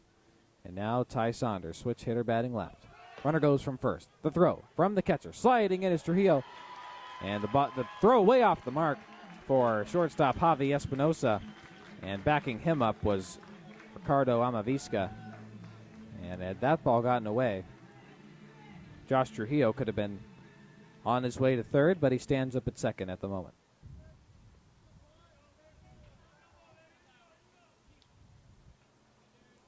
Ty Saunders faces the 0-1. And a breaking ball falling into the top of the zone for strike 2.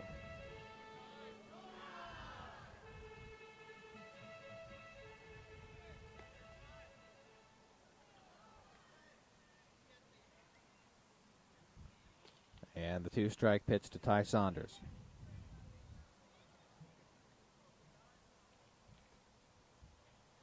Swing and a miss. Ty Saunders strikes out swinging. And yes, everybody, that is the end of the inning. As a little bit of confusion there between everybody on the field.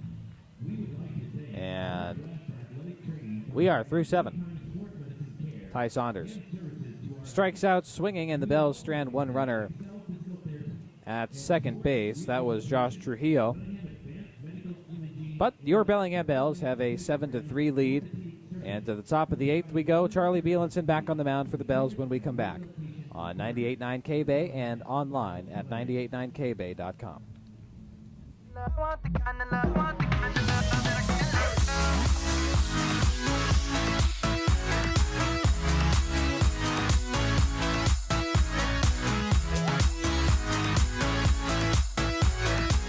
The Slow Pitch Sports Grill and Casino has live casino card games in a poker room that features Texas Hold'em and Omaha games. Located in Bellingham, Washington.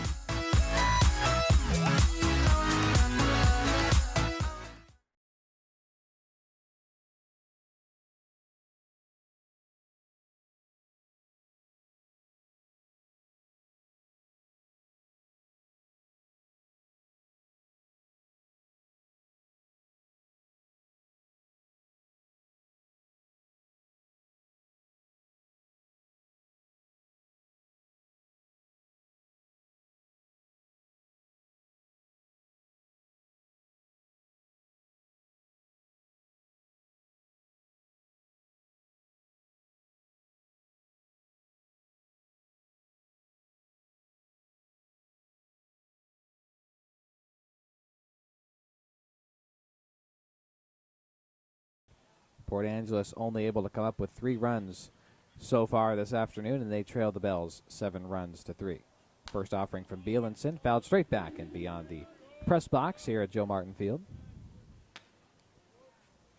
Consistent breeze from left to right in the outfield on this cool Sunday afternoon. 55-degree day here in Bellingham. Swing and a miss from Coleman Schmidt. Strike two, and no balls, 2 strikes now the count. Charlie Bielenson making quick work of things.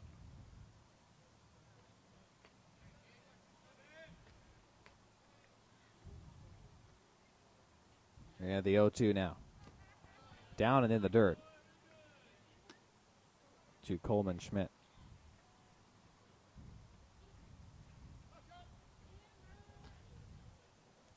Schmidt batting right-handed, has a sandalwood-colored wood bat. And the 1-2. Swung on, and a playable foul ball for first baseman Jack Van Remortel, who makes the grab in front of the Bells dugout. And points back to his teammates, who probably said a few positive reinforcing words to Jack Van Remortel.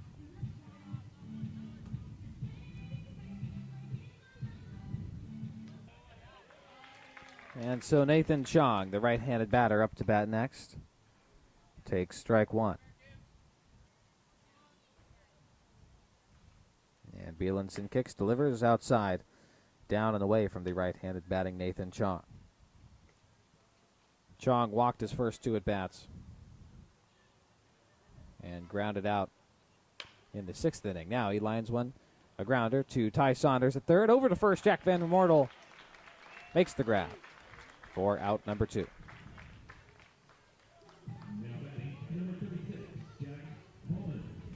Two up, 2 down. Jack Holman coming up. Designated hitter for Port Angeles.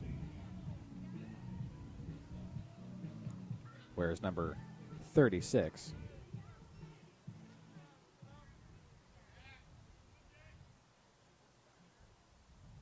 And the first pitch from Bielenson in there for strike one. Top right of the strike zone. Good placement from Bielenson. Jack Holman, 6'4", 210 pounds, from Wrightwood, California, takes the second pitch down and at the toes for ball one.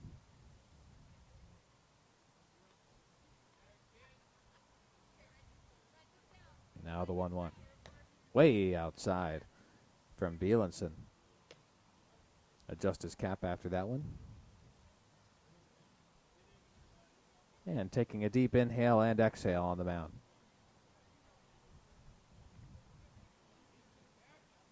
Two-one. And inside on the outside edge of the dish for strike two. Against the left-handed hitting Jack Holman. And the 2-2. Popped foul back into the left. So 2-2 the count remains. Nobody on base. 2 outs here. Top of the 8th inning. Charlie Bielenson on the mound. Delivers the 2-2 down and below the knees of Jack Holman.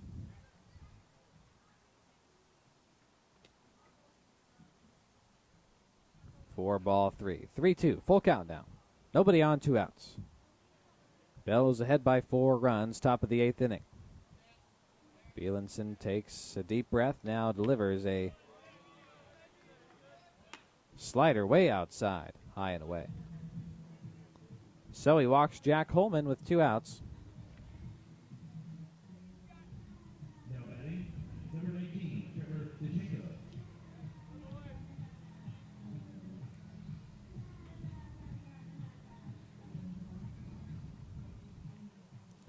Trevor Dashenko, who pinched hit for Max Porter back in the 7th, is back up to bat now.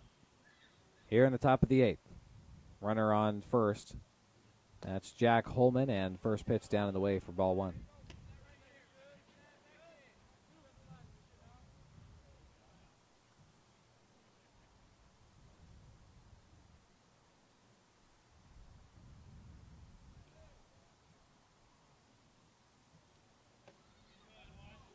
And the 1-0 sails outside for ball 2. 2 balls, no strikes now to Trevor Tashenko, sophomore at Cal Berkeley. And a check over to first, Holman back in time.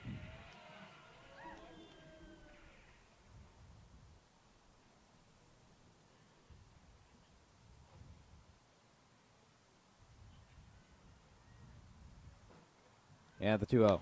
Way outside from Bielenson.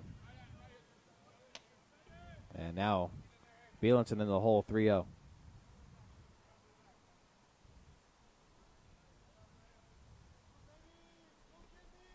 Takes a glance over at first base. On deck for Port Angeles, Corey Sanchez. And ball 4 called. Now batting, number 7, Corey Sanchez.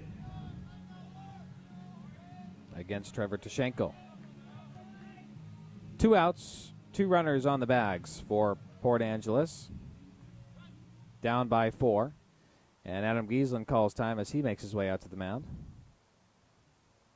And Bielenson a little bit nervous as he knows what's coming. Takes the glove off. And he will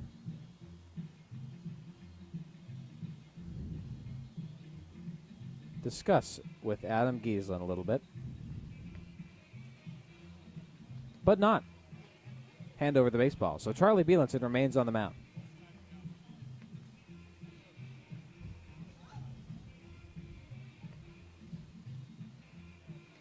We are in the top of the 8th. Bielenson having a laugh with the infield umpire. Stretching out his arms.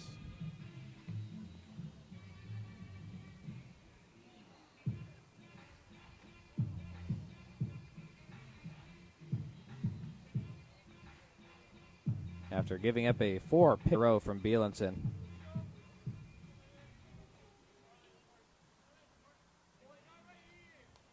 And Corey Sanchez, who came in for Ricardo Amavisca in the 7th, pinch hitting again here in the top of the 8th. First pitch from Bielenson down in the dirt. Clayton Waltz takes a look at the base runners, but nobody goes.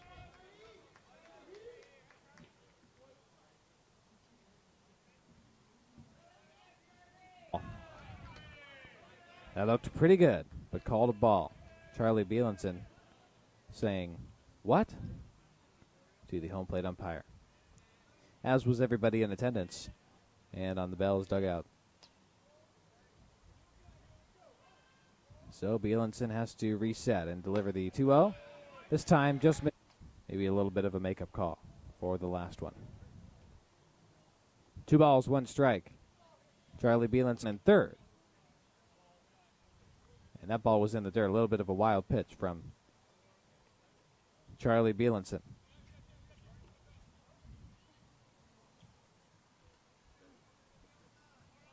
Corey Sanchez taps home plate once. Now sets and lead, but in a little bit of trouble here. The 3-1. Swing and a miss from Sanchez.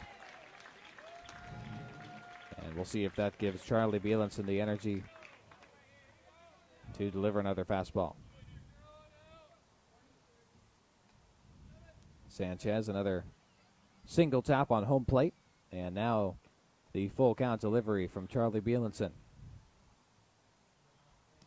Down in the dirt, ball 4. Bielenson really upsetted himself after that one, as he let that fastball get away from him and loads the bases, tying run at the plate now.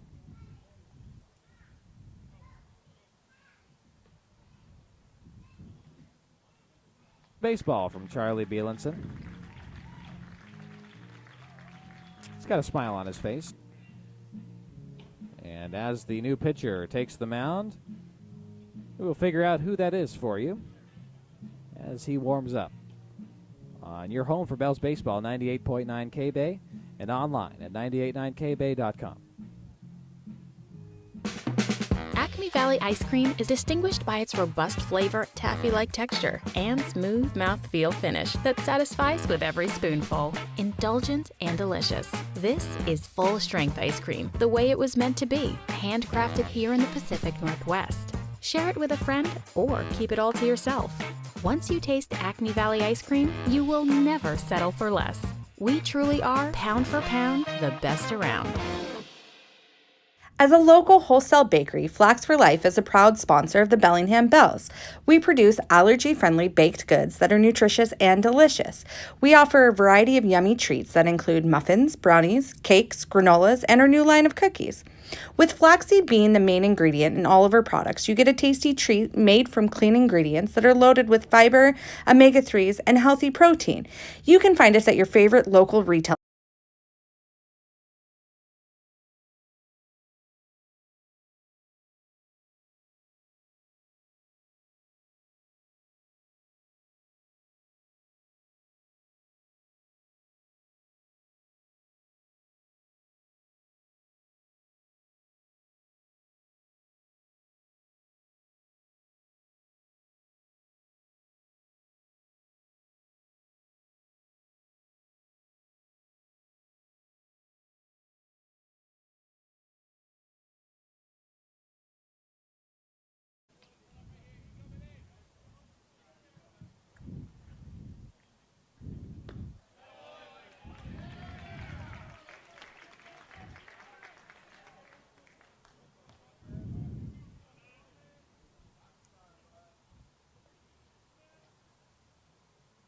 Dylan Joyce making an appearance on the mound. The right-hander delivers strike one, and now ball one to Takatu Kataoka, leading the leadoff man back in the first, now batting fifth here in the top of the eighth. Bases are loaded, 2 outs for the Port Angeles Lefties. Dylan Joyce, the 1-1, way outside. And Clayton Waltz having to take a couple steps to his left to corral that one. And yes, this is the same Dylan Joyce who started in the fourth batting spot tonight for Bellingham Bells, taking the mound. And the 2-1. Ooh, that one a little too high, I guess, but looked pretty good as it sailed just over home plate. And now 3-1 the count.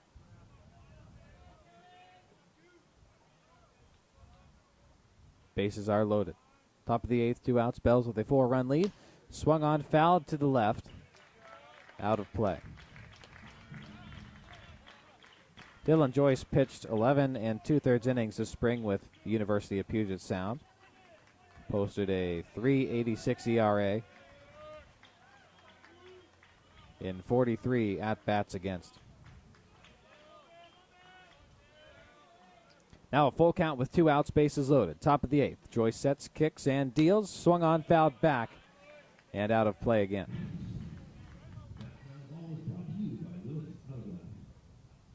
So runners will take their bags. Jack Holman at third. Trevor Tashenko at second, and Corey Sanchez over at first. Tying run is at home plate right now. And that's Takuto Kataoka. The 3-2 for Kataoka. So bases remain loaded. And 2 outs here. Dylan Joyce taking over for Charlie Bielenson, trying to get out of this jam.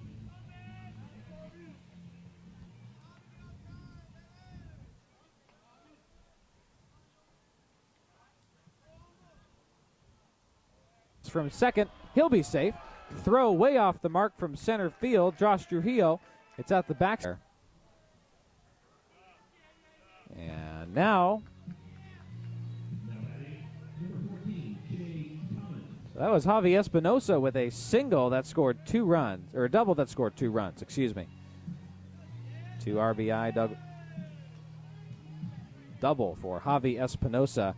And the score in this ball game is 6-7. Bells with a 1-run lead after a 4-run advantage starting this inning. First pitch now to Shea Thomas. The off-speed in there for strike one. Runners on second and third.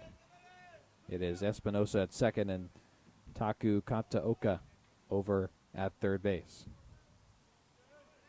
The 0-1 to Shea Thomas. Pops straight up into left field. Daniel Jernan calling for it. And will this be out number 3? It will be. So the Bells hang on by the skin of their teeth here in the top of the 8th. and maintain a 1-run lead going into the bottom of the inning. Our score now is 7-6 in favor of the Bells, and Port Angeles with some life late in this ball game. To the bottom of the 8th we go on your home for Bells baseball on 98.9 K-Bay and online at 989kbay.com. When people come before... Deposit checks. Manage debit and credit cards. And send money. Just like that. Credit union. Join us. BECU. More than just money. Fresh out of school or looking to change careers? Taylor Driving School offers an affordable road to a high-paying career in truck driving. Weekday and weekend classes are available. And after as little as 4 weeks of instruction, you'll be ready to hit the road. Drivers are in high demand, and with reputable instruction from Taylor Driving School, you'll likely graduate with a job that will have you driving immediately. Financial aid options are available. Find out more online or by calling Taylor Driving School and get started on your new career today.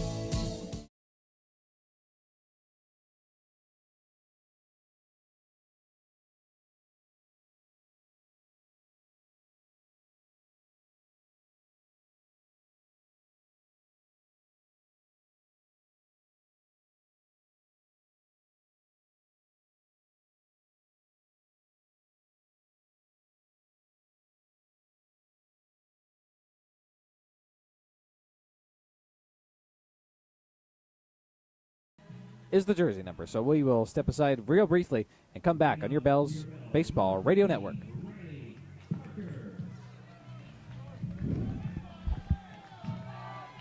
All right, right back after this break, please.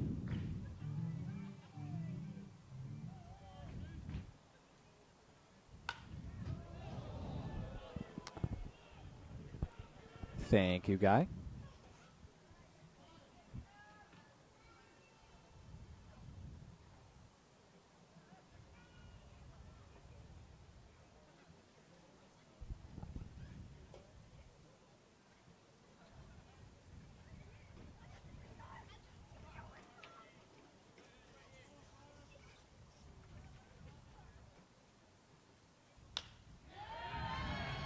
Okay.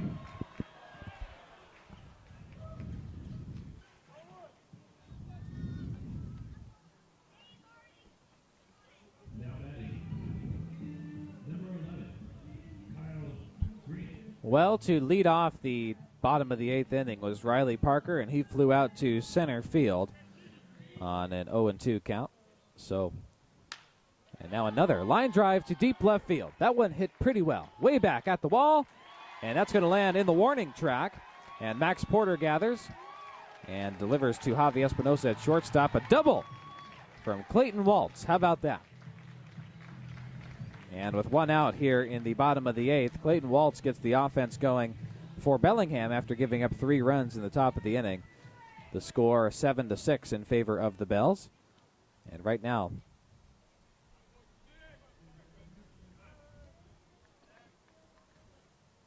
Clayton Waltz, his first hit of the game. And we may be having another pitching change after having one just before the bottom half of the inning began. Stephen Brooks on the mound, number 44. Right-handed pitcher, stands at 6'6", 205 pounds. Scott Kelly, the pitching coach for Port Angeles, on the mound, joined by the lefties infield, and he will leave Stephen Brooks on the mound to try to finish this inning out. And Scott Kelly calming his pitcher down, coming on here in the bottom of the 8th for the first time. Stephen Brooks from Cal Poly San Luis Obispo, hometown Elk Grove, California, in the greater Sacramento area. And the Bells have a runner on second. That's Clayton Waltz after a one-out double. And the first pitch to Zach Berryman tags him in the back. He turned away from that one, and it stings Berryman right on the numbers. And he will take first base after being hit by pitch. off of Stephen Brooks. And that is Berryman's third time being hit by a pitch in as many games, although, well, yeah, he's been hit by, he was hit by a pitch twice in game 1 of the series.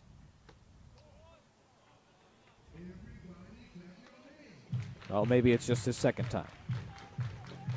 Second hit by pitch. And 3 walks back in Friday night. Yugo Hamakawa now with 2 runners at first and second.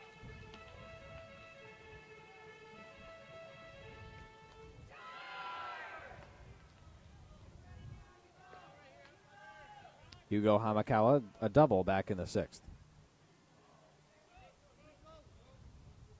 Now has a 1-1 count with 1 out. 2 runners, first and second.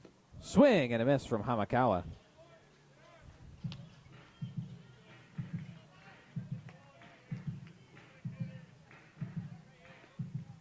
So strike 2 now. The count 1 ball, 2 strikes. To the Bells' second baseman. Hamakawa standing straight up, slight left knee bend in the left-handed batter's box. And the 1-2. Watches it sail just outside for ball 2. That one pretty close. But the Bells will take that. Ball 2 called. 2-2 the count now. Swing and a miss. Yugo strikes out swinging.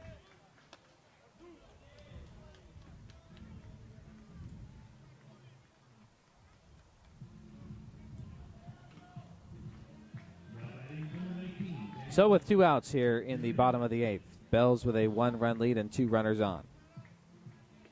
Daniel Jernan made it to first, back in the first, off of an error charge to second baseman Ricardo Amavisca. And now the first pitch in there for strike 1. Nice slider from Stephen Brooks. Jernan, a right-handed batter.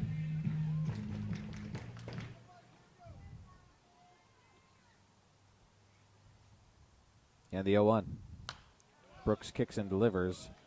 Fouled off into the right.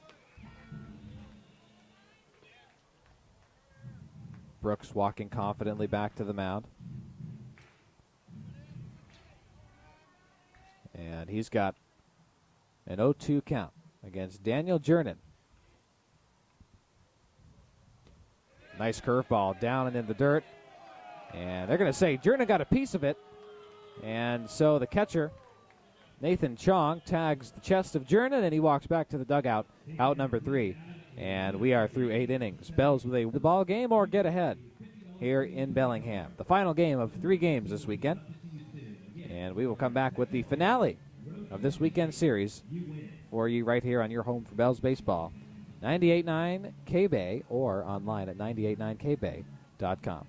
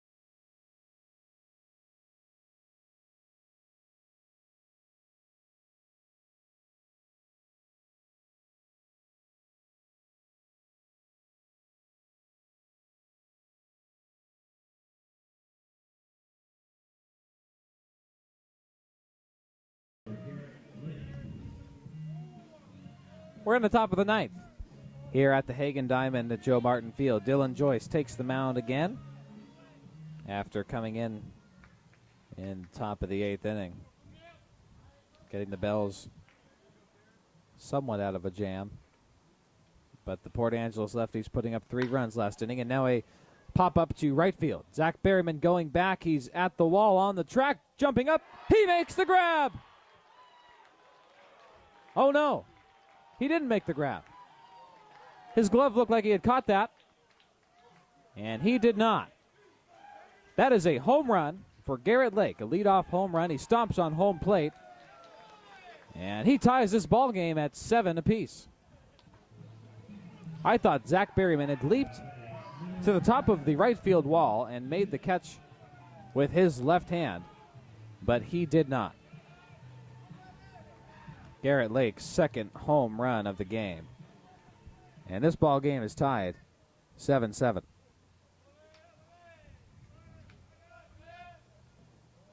I think most of the fans in attendance thought that ball was caught. And now a grounder through the left infield gap for Coleman Schmidt on the first pitch delivered to him from Dylan Joyce. And some action in the Bells bullpen as Jim Clem walks along the right field fence, and he's telling them to get somebody ready.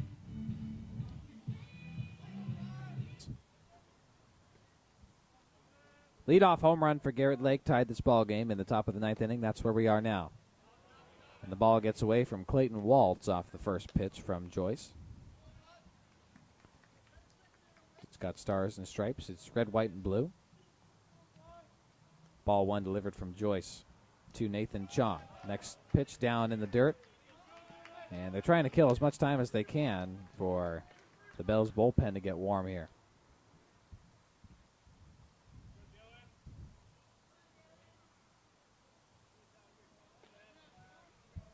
Tie ball game here, top of the 9th inning.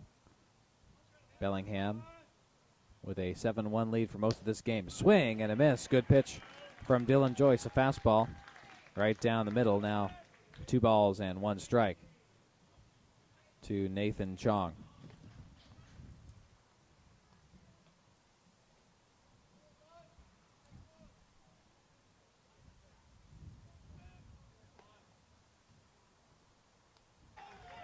Took a little bit too long to pick up that baseball that sat at the feet of batter Nathan Chong, so stealing second with no problem is Coleman Schmidt. And he stands behind Dylan Joyce at second base. Nathan Chong, the right-handed batter, at the plate. 3-1 the count, nobody out, top of the 9th. The lunging grab with his left foot remaining on the bag for out number 1. Runner stays at second. That's Coleman Schmidt.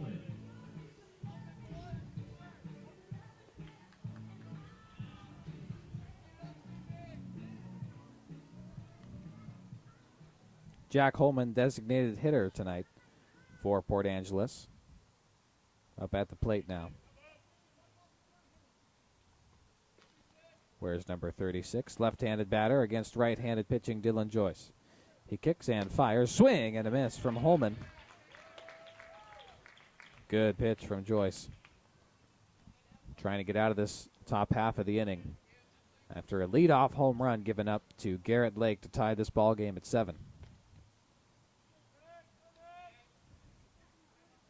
Joyce glances back at second base, and again, now the 0-1. On the right side of the plate, just missing. That looked pretty good from our vantage point up here. But we are not directly behind home plate, just to the right of it. The 1-1 now to Jack Holman. Swung on, pop to left field. Daniel Jernin running to his right to try to get under it. He does, and runner goes. No, they don't. Staying at second, staying at bay is Coleman Schmidt. After he stole second in Nathan Chong's at bat, and Jack Holman flying out to left field.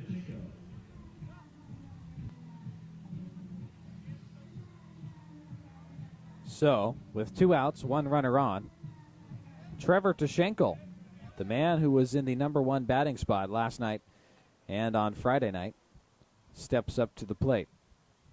Twirls the bat around a couple times. The left-handed batter from Poway High School watches the first pitch sail away for ball 1. Tie ball game here at Joe Martin. The Bellingham Bells were ahead by 7-0 until the 6th inning.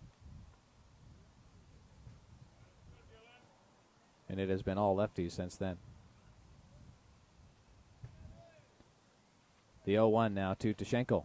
Outside for ball 2. Time called as Waltz hurries out to the mound, where he will try to calm Dylan Joyce down.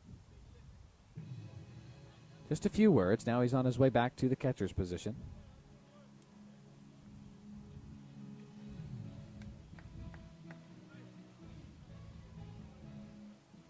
Dylan Joyce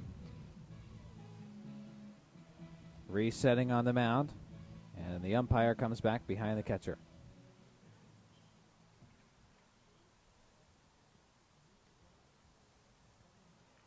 A single tap on home plate from Trevor Tashenko. One runner on second. That's Coleman Schmidt. Dylan Joyce fires one that misses outside. 4-3. A couple of pinch hitters here in the bottom of the lineup for Port Angeles.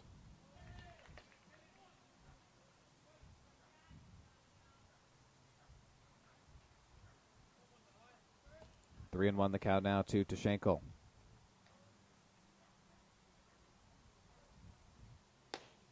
And that one also catches the same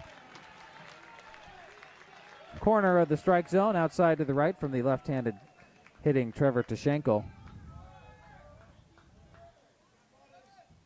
And so we have a full count now, 3-2. A couple of good pitches from Dylan Joyce. Now the payoff pitch with 2 outs and runner on second. Kicks and delivers, foul ball. Up into the netting.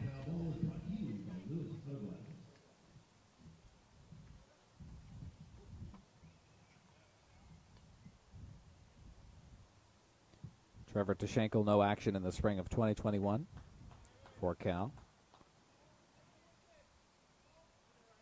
And faces the full count. Another foul back into the left. And no, he actually appeared in 3 games in the spring of 2021, as Cal was 1 run away from going to regionals versus Oregon this year. Lots of potential Bellingham Bells in the NCAA Division I Men's College World Series regional play. Tashenko now the 3-2 with 2 outs. Dylan Joyce trying to get out of this inning for the Bells. The delivery outside, and he walks Tashenko in a long at-bat. And so Tashenko will make his way to first base. And 2 runners on with 2 outs. Jim Clem making his way out of the dugout. He's going to have a chat with the umpire first. The umpire walking alongside Jim Clem, telling him something before he heads to the mound to calm down Dylan Joyce.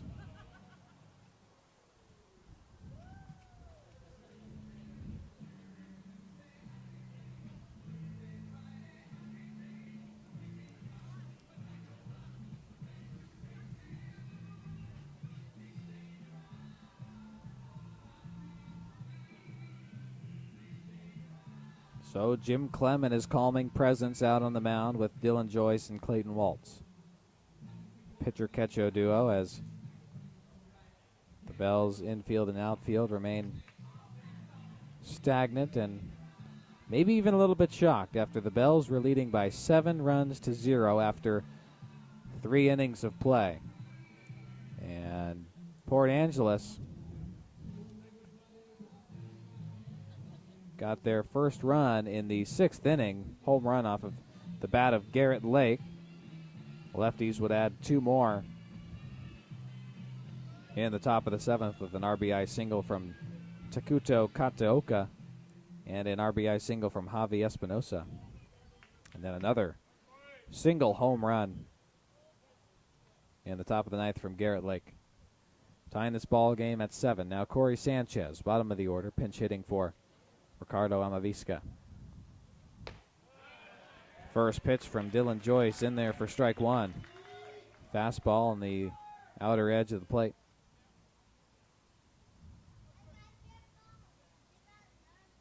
Against the left-handed batting Corey Sanchez, who started on the mound for Port Angeles on Friday night. Now this ball gets away from Clayton Waltz. Runners advance to second and third now. And that is no good for Bellingham. 1 ball, 1 strike. And both runners now in scoring position. Coleman Schmidt at third and Trevor Tashenko at second.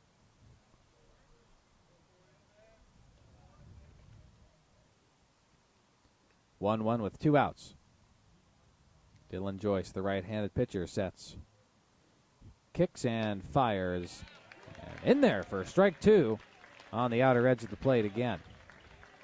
Dylan Joyce leaving him out and away from the left-handed batters.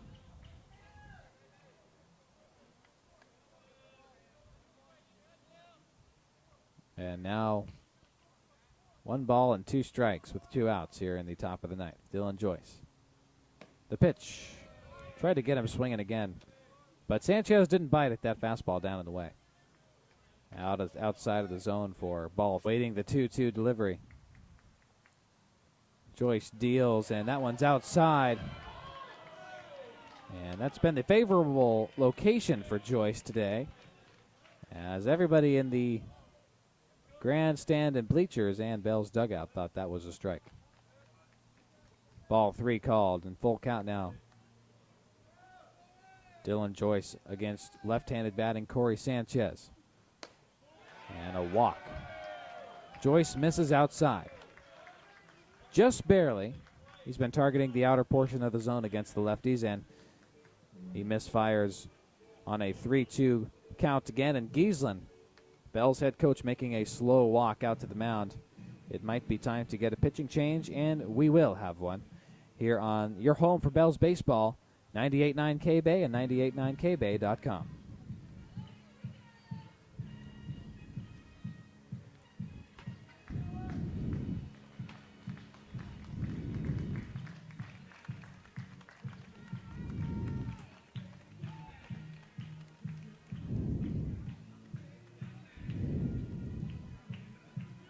Two minutes here, please.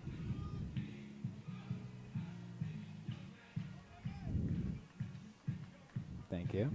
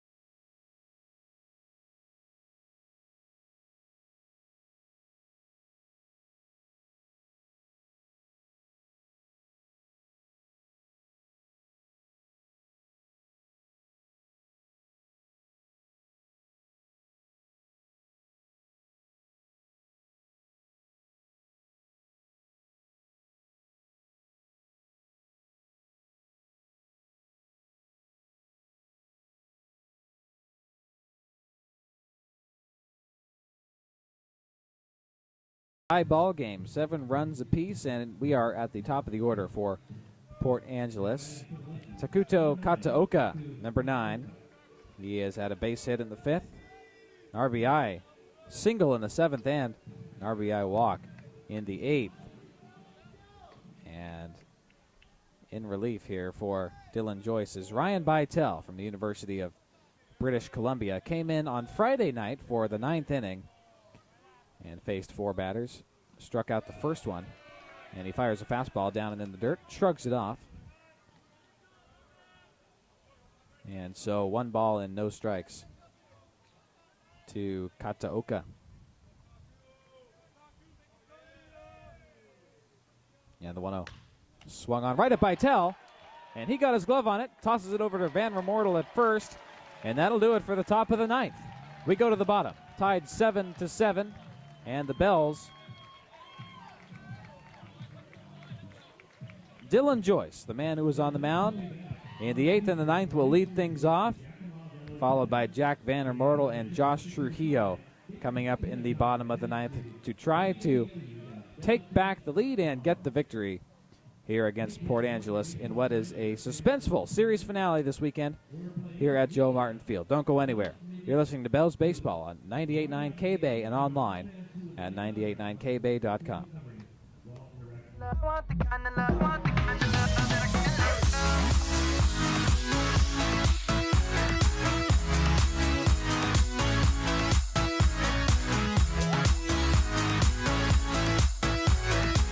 The Slow Pitch Sports Grill and Casino has live casino card games in a poker room that features Texas Hold'em and Omaha games. Located in Bellingham, Washington.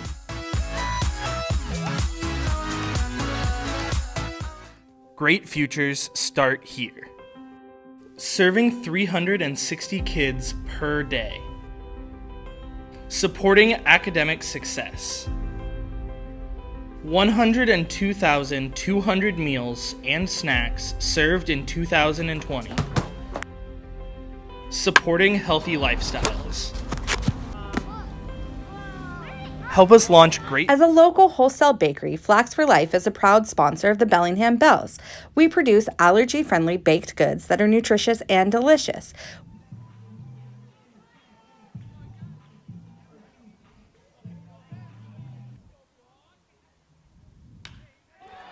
Leading things up here, top of the 9th inning, Ryan Bytel lines one to deep left field, rounding first, sliding into second, safe. Oh man, that one was close. What a start to the bottom of the 9th inning. Ryan Bytel pinch hitting for Dylan Joyce. And he gets to second base in a very close call. As way back at the wall in left field, Max Porter fired it directly to Ricardo Amavisca at second. And now trotting over to head coach Adam Giesland is Ryan Bytel from second base. And he is getting some words from Giesland now. Umpires granting the third baseline meeting. Also joining that meeting, Jack Van Remortel, discussing strategy. What a way to lead off the bottom of the 9th inning by Ryan Bytel. The man who got the Bells out of a bases loaded jam in the top of the 9th leads off with a double here in the bottom of the inning. 7-7 is our score at Joe Martin Field.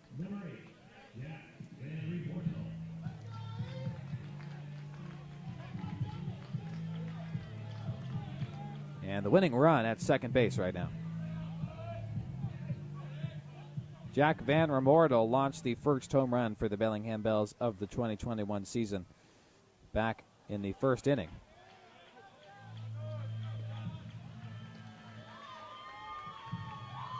And he has walked to first base, I believe,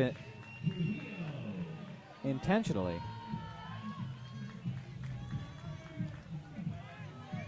My head was down in my scorebook, so either he was hit by a pitch or walked intentionally. Stephen Brooks on the mound for Port Angeles delivers the first pitch. It gets through the legs of catcher Nathan Chong, so advancing to third is Ryan Bytel, and Jack Van Remortel to second base. Now Ryan Bytel getting some words from head coach Adam Giesland on what to do here. Bells 90 feet away from winning. The infield all the way into where the grass meets the dirt.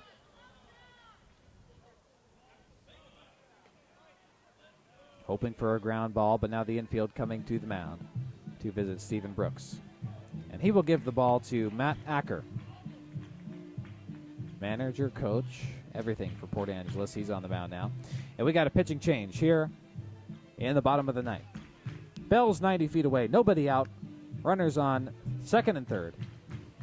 And they are discussing strategy down to our left behind the third baseline. We'll come back. Pitching change for Port Angeles on 98.9 K-Bay and online at 989kbay.com. Acme Valley ice cream is distinguished by its robust flavor, taffy-like texture, and smooth mouthfeel finish that satisfies with every spoonful. Indulgent and delicious. This is full-strength ice cream, the way it was meant to be, handcrafted here in the Pacific Northwest. Share it with a friend or keep it all to yourself. Once you taste Acme Valley ice cream, you will never settle for less. We truly are, pound for pound, the best around.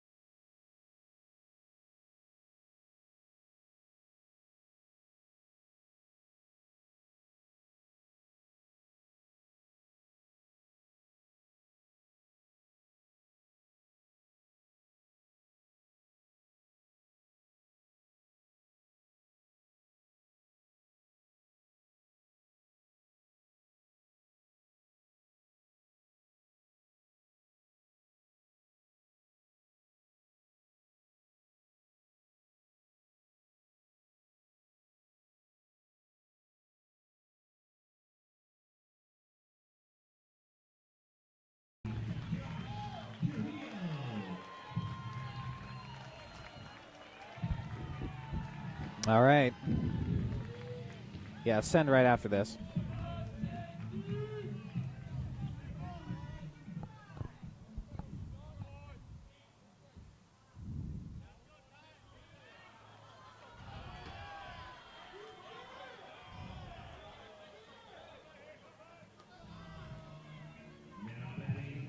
Well, a couple of intentional walks here.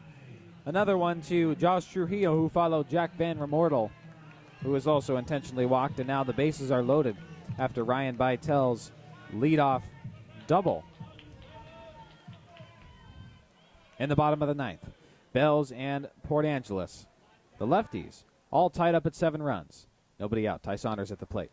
First pitch in there for strike one from Caden Lewis, who just threw his first pitch of the night. He came in the 7th inning last night, gave up 1 hit, 1 run, and walked one batter, and struck out 2. Now the 0-1 to Saunders. Swing and a miss. The Bells winning run 90 feet away. Adam Giesland at the third base coach position with some signs for his base runners. And right behind Ryan Bytel with leadoff double, and he's 90 feet away. Inching a little bit closer, the 0-2 to Saunders, fouled straight back and right at our broadcast position tonight.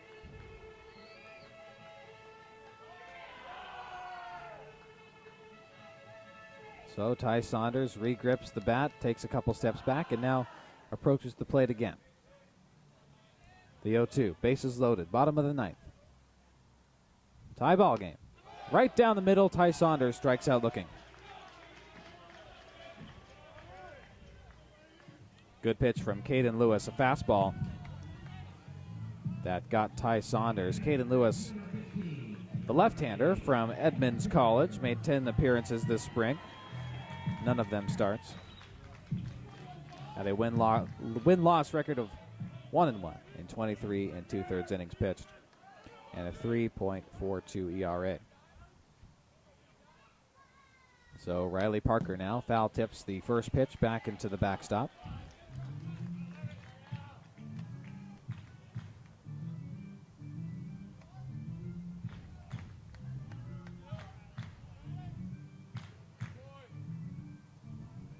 Riley Parker from Bellevue College. Bases are loaded for Bellingham. The 0-1. Outside for ball one. Riley Parker, the right-handed batter, patient with that. Takes a couple of practice swings. Now draws a line across home plate and resets. 1 ball, 1 strike to Parker. Foul tip back behind the catcher again.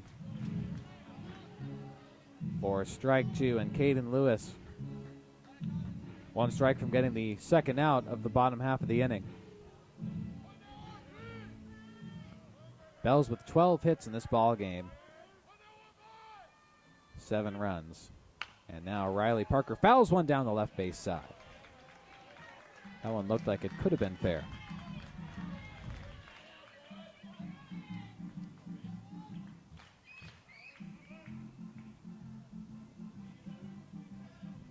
So Riley Parker now taps the plate again. Bases are loaded. Bells are tied with the Lefties, 7 runs to 7. 1-2 the count. Bottom of the ninth. To Riley Parker. Swung on, popped foul, way off and to the right. Riley Parker staying alive. A couple of claps from pitching coach Jim Clem. Good battle here at the plate.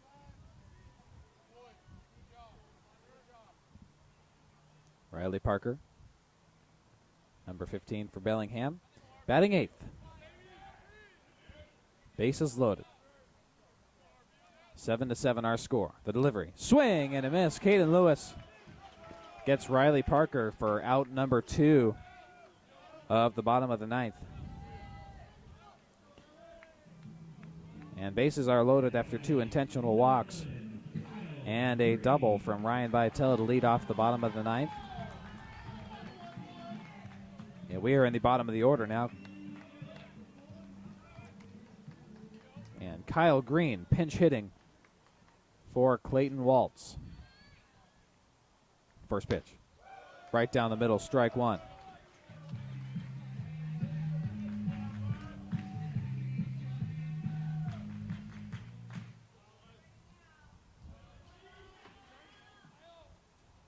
And the 0-1 to Green. Down and inside for strike 2.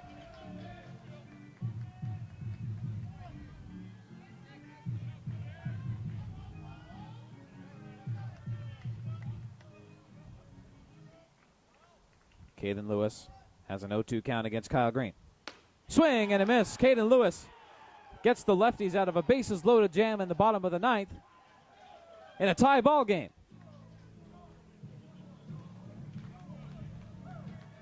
Caden Lewis with lights out pitching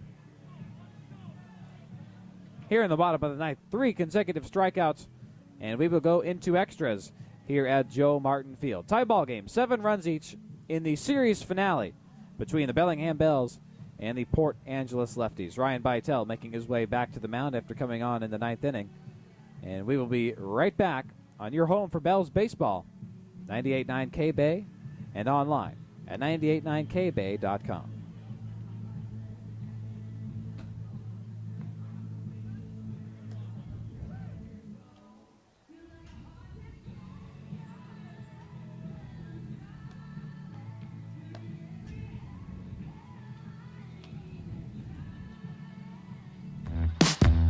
When people come before profit, convenience comes without compromise. That's why BECU has built a top-rated app. So we can track our spending. Deposit checks. Manage debit and credit cards. And send money. Just like that. Credit unions are powered by members and the values we share. And BECU puts that power right in our hands. So join us. BECU, more than just money.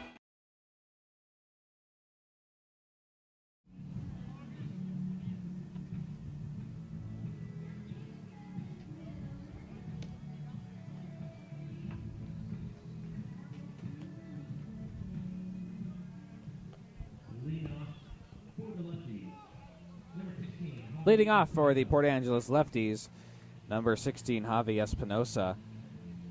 And he had an RBI double in the 8th, an RBI single in the 7th, walked back in the 3rd, and then a strikeout and a fly out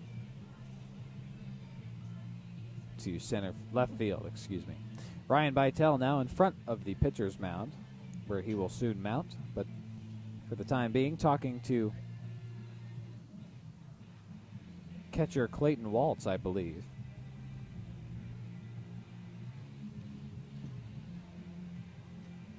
It indeed is Clayton Waltz. Thought I saw a different number on the jersey. Bells were ahead in this game, 7 runs to 0 after 3 innings.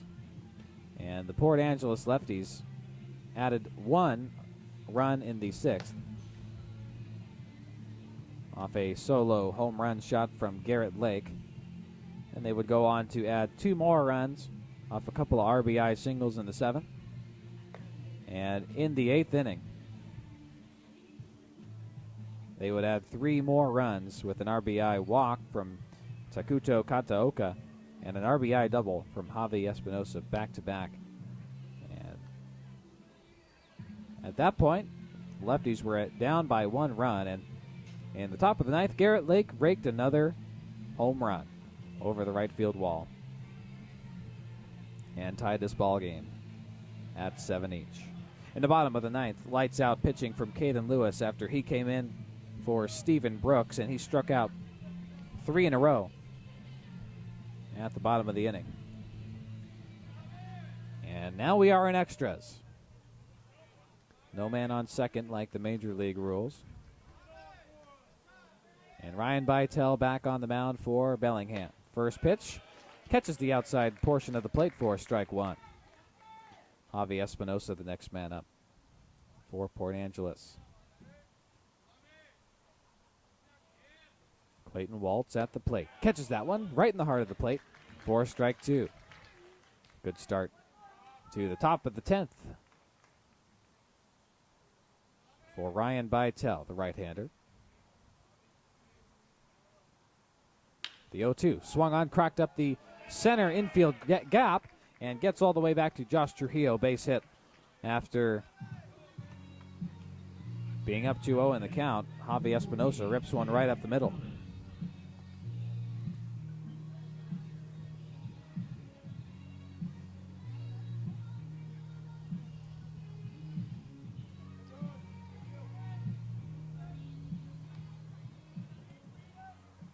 So nobody out here, top of the 10th inning. And Shea Thomas now. Bunt shows, foul tip back and into the high netting here behind home plate. Shea Thomas, 10th inning tie ball game, 7 runs to 7. Bellingham Bells hosting the Port Angeles Lefties. And the 0-1 check over to first. Getting back is Javi Espinosa.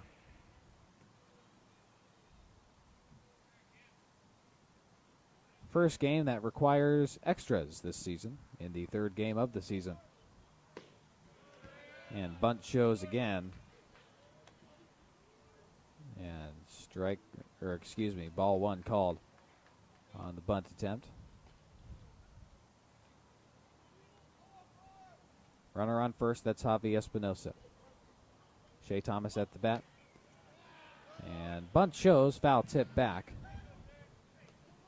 So 1-2 the count now to Shea Thomas. On deck, Garrett Lake. The producer of 2 single home runs. Single-run home runs this game. Ryan Bytel glances over to first briefly, now looks at his catcher, Clayton Waltz. The 1-2 to Shea Thomas.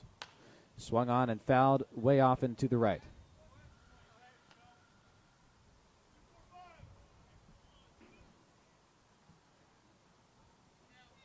Shea Thomas looking for something in his pocket, pulls out a piece of paper, looks at it as if it were a golf scorecard, and now sets in the right side batter's box. Right-handed batter against right-handed pitcher. Pitch in there for strike 3. Struck him out looking. Did Bytel against Shea Thomas. First out of the top half of the 10th.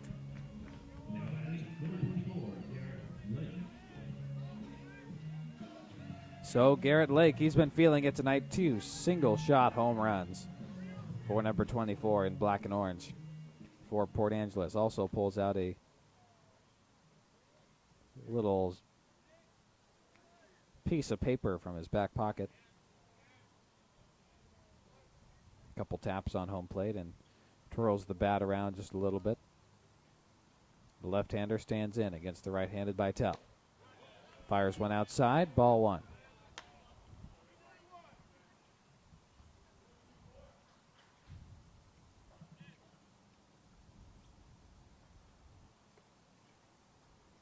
Garrett Lake, 6 foot, 220 pounds. He's got power. Check over to first.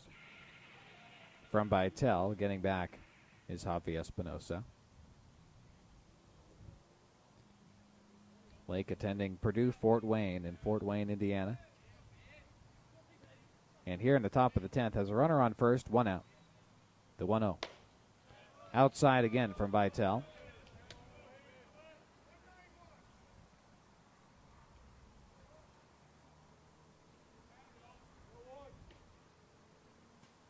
And now a 2-ball and no strike count.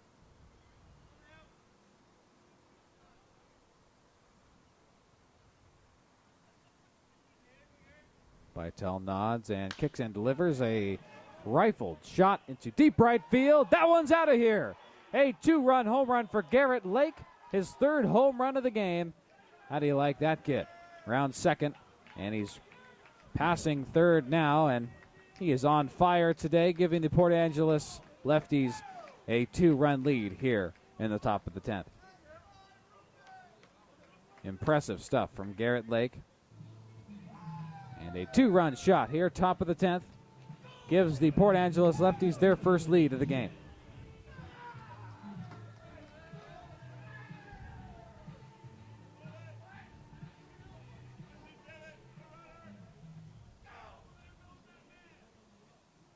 An exuberant celebration down to our left at the Port Angeles dugout,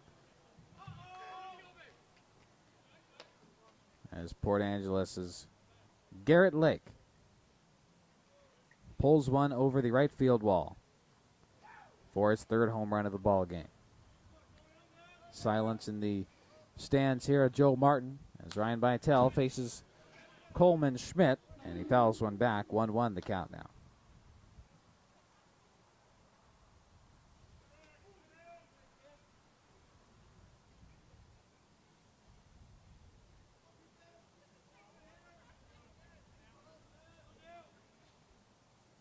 One out, nobody on. Bytel delivers high and inside to Coleman Schmidt.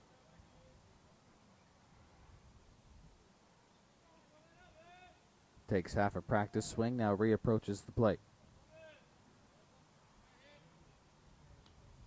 And the right-handed Bytel delivers, and it falls into the strike zone. Nice pitch there for strike one. 2-1 the count.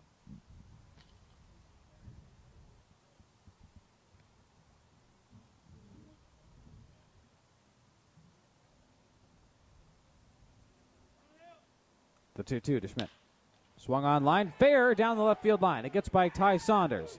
Coleman Schmidt rounds first. He's going for 2. The throw comes in from Daniel Jernan, sliding right to the bag with nobody around it is Coleman Schmidt. And a double here in the top of the 10th. And a walk from Adam Giesland to the pitching mound, and the pitcher coming out for Bellingham. That'll be it for Ryan Bytel's night as we are in the top of the 10th inning, 1 out. The Port Angeles Lefties just took a 2-run lead, their first of the ball game. We'll step aside. Pitching change for Bellingham. We're in extras. Don't go anywhere on the Bells Radio Network, 98.9 K-Bay.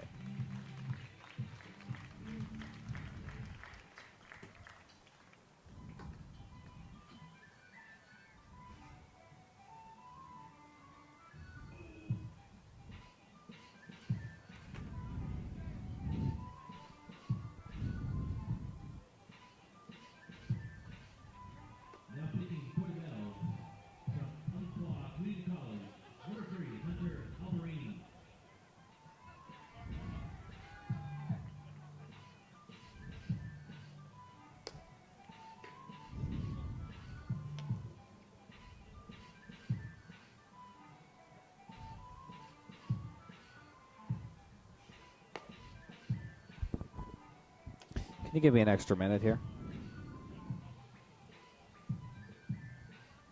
thanks. Thanks for sticking around. We're in extras now.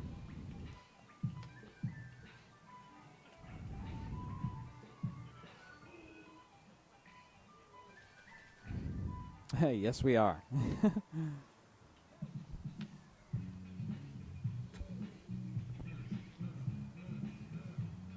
Great futures start here.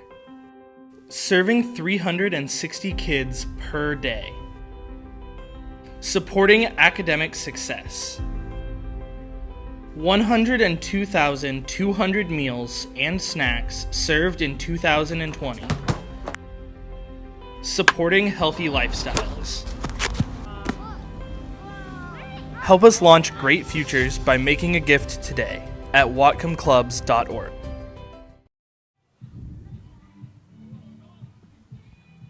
All right.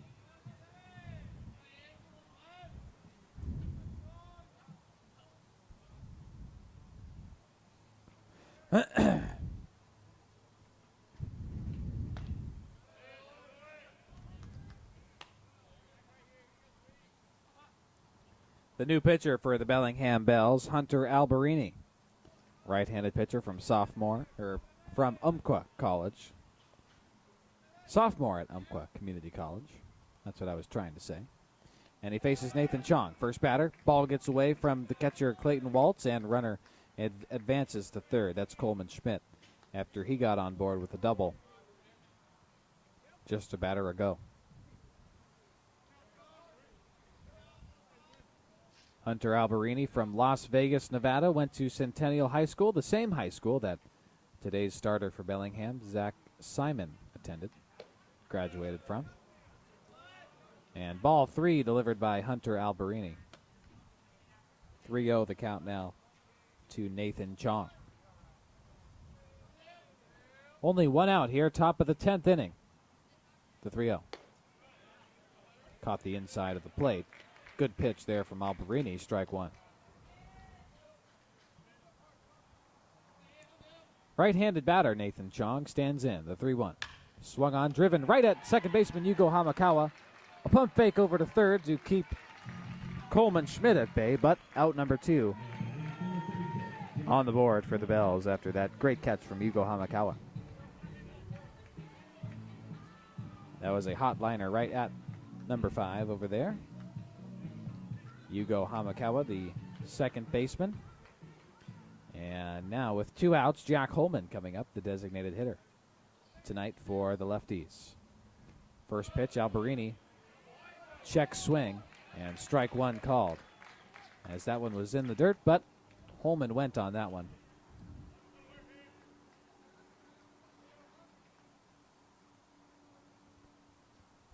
So the 0-1. And time called by the umpire. Says he needed that. Maybe he felt a sneeze coming on. I don't know. That was a brief time called. And now strike 2 delivered from Alberini. 2 outs here in the top of the 10th. Port Angeles with a 2-run lead after a 2-run home run from Garrett Lake. His 3rd home run of the game. The 0-2. In the dirt. And Coleman Schmidt thought about coming home, but Clayton Waltz gets the ball in time. And new baseball being exchanged between Alberini and the umpire at home plate. Alberini walking back to the pitcher's mound. 1-2 is our count.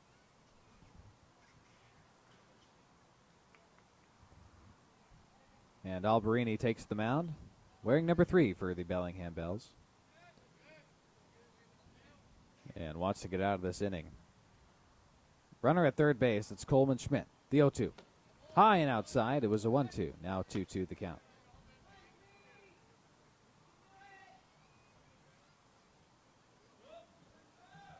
Count knotted at 2. 2 outs. Runner on third. The pitch, right down the middle. That looked pretty good.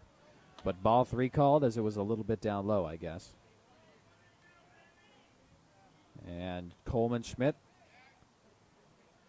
creeping over there at third base. Hunter Alberini trying to get out. The payoff pitch. And outside, walked is Jack Holman, and now runners on the corners. Alberini facing Trevor Tashenko, not who you want to face at this part of the game, this time of the game, as Bells are already down by 2, top of 10.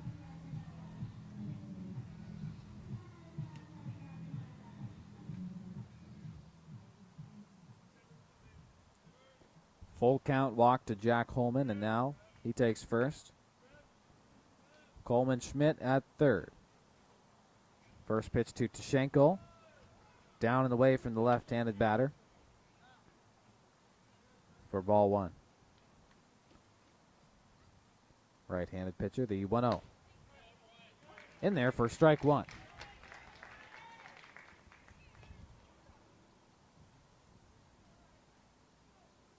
Top of the 10th inning here at the Hagen Diamond at Joe Martin Field. Bellingham trailing 2 runs to the Port Angeles Lefties after a tremendous comeback. Now a liner towards first base.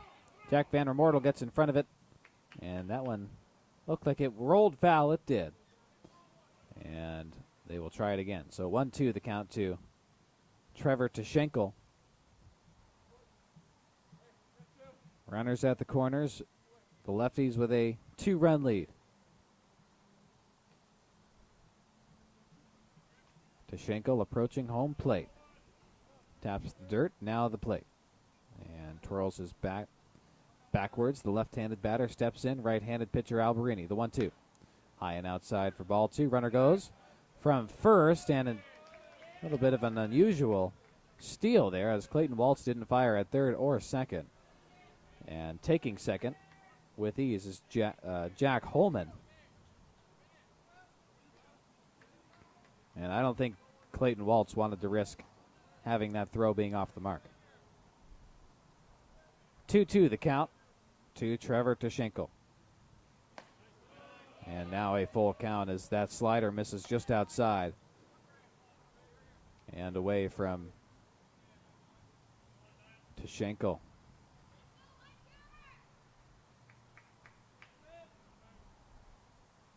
Another full count.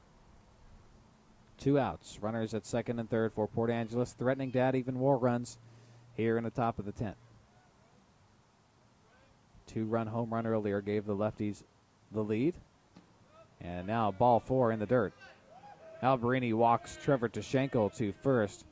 And the bases are loaded again with 2 outs.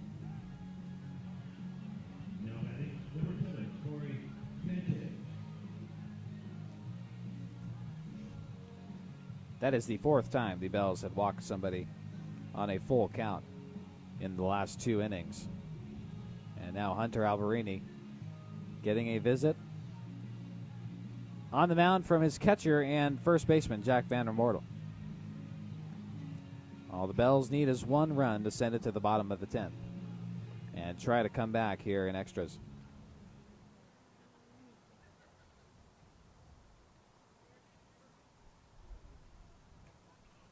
The next batter for Port Angeles, Corey Sanchez. Came up to the plate back in the top of the 7th. And it is a bases loaded situation. Corey Sanchez now, the left-handed batter. Walked a couple times in the 8th and the 9th. Had a sacrifice fly out to left field back in the 7th at his first plate appearance.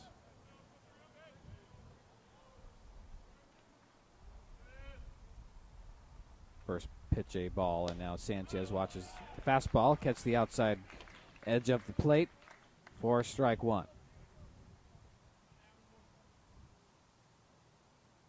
1-1 the count against Sanchez. Alberini sets and fires. Missing outside, ball 2. 2-1 the count, bases loaded. Top of the 10th inning here at Joe Martin Field. Grounded foul, almost stung his manager and owner, Matt Acker, standing in the third base coach position.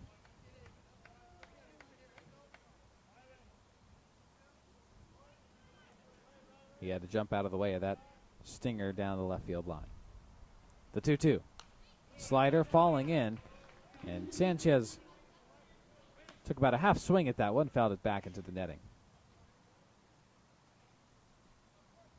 2-2, the count remains for the lefties, Corey Sanchez. Hunter Alberini delivers right up the center field infield gap. Throw over to first. He's safe. So an RBI single for Corey Sanchez brings home another run. And that was Coleman Schmidt coming home from third. Bases remain loaded. And the Bells now trail 10 runs to 7.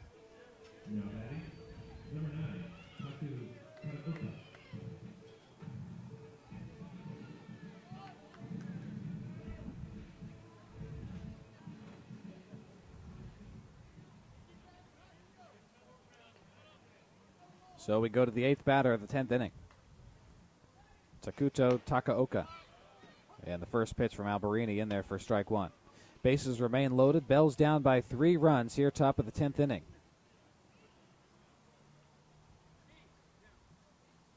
And the pitch.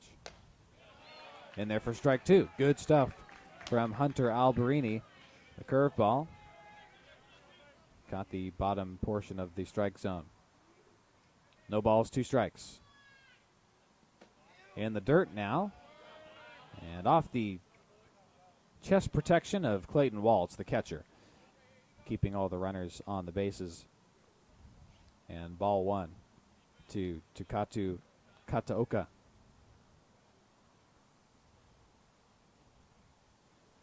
Now the umpire looking at his stopwatch or something in his left hand. And now takes his place behind Kataoka.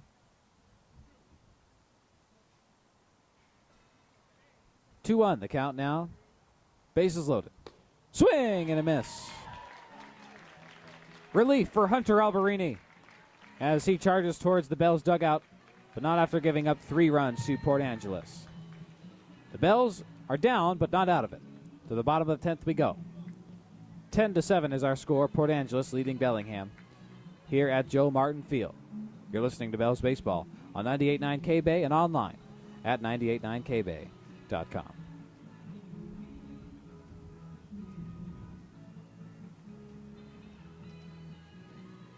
Holy voice crack. Not good. Not good. Fresh out of school or looking to change careers? Taylor Driving School offers an affordable road to a high-paying career in truck driving. Weekday and weekend classes are available. And after as little as 4 weeks of instruction, you'll be ready to hit the road. Drivers are in high demand, and with reputable instruction from Taylor Driving School, you'll likely graduate with a job that will have you driving immediately. Financial aid options are available. Find out more online or by calling Taylor Driving School and get started on your new career today. As a local wholesale bakery, Flax for Life is a proud sponsor of the Bellingham Bells. We produce allergy-friendly baked goods that are nutritious and delicious. We offer a variety of yummy treats that include muffins, brownies, cakes, granolas, and our new line of cookies.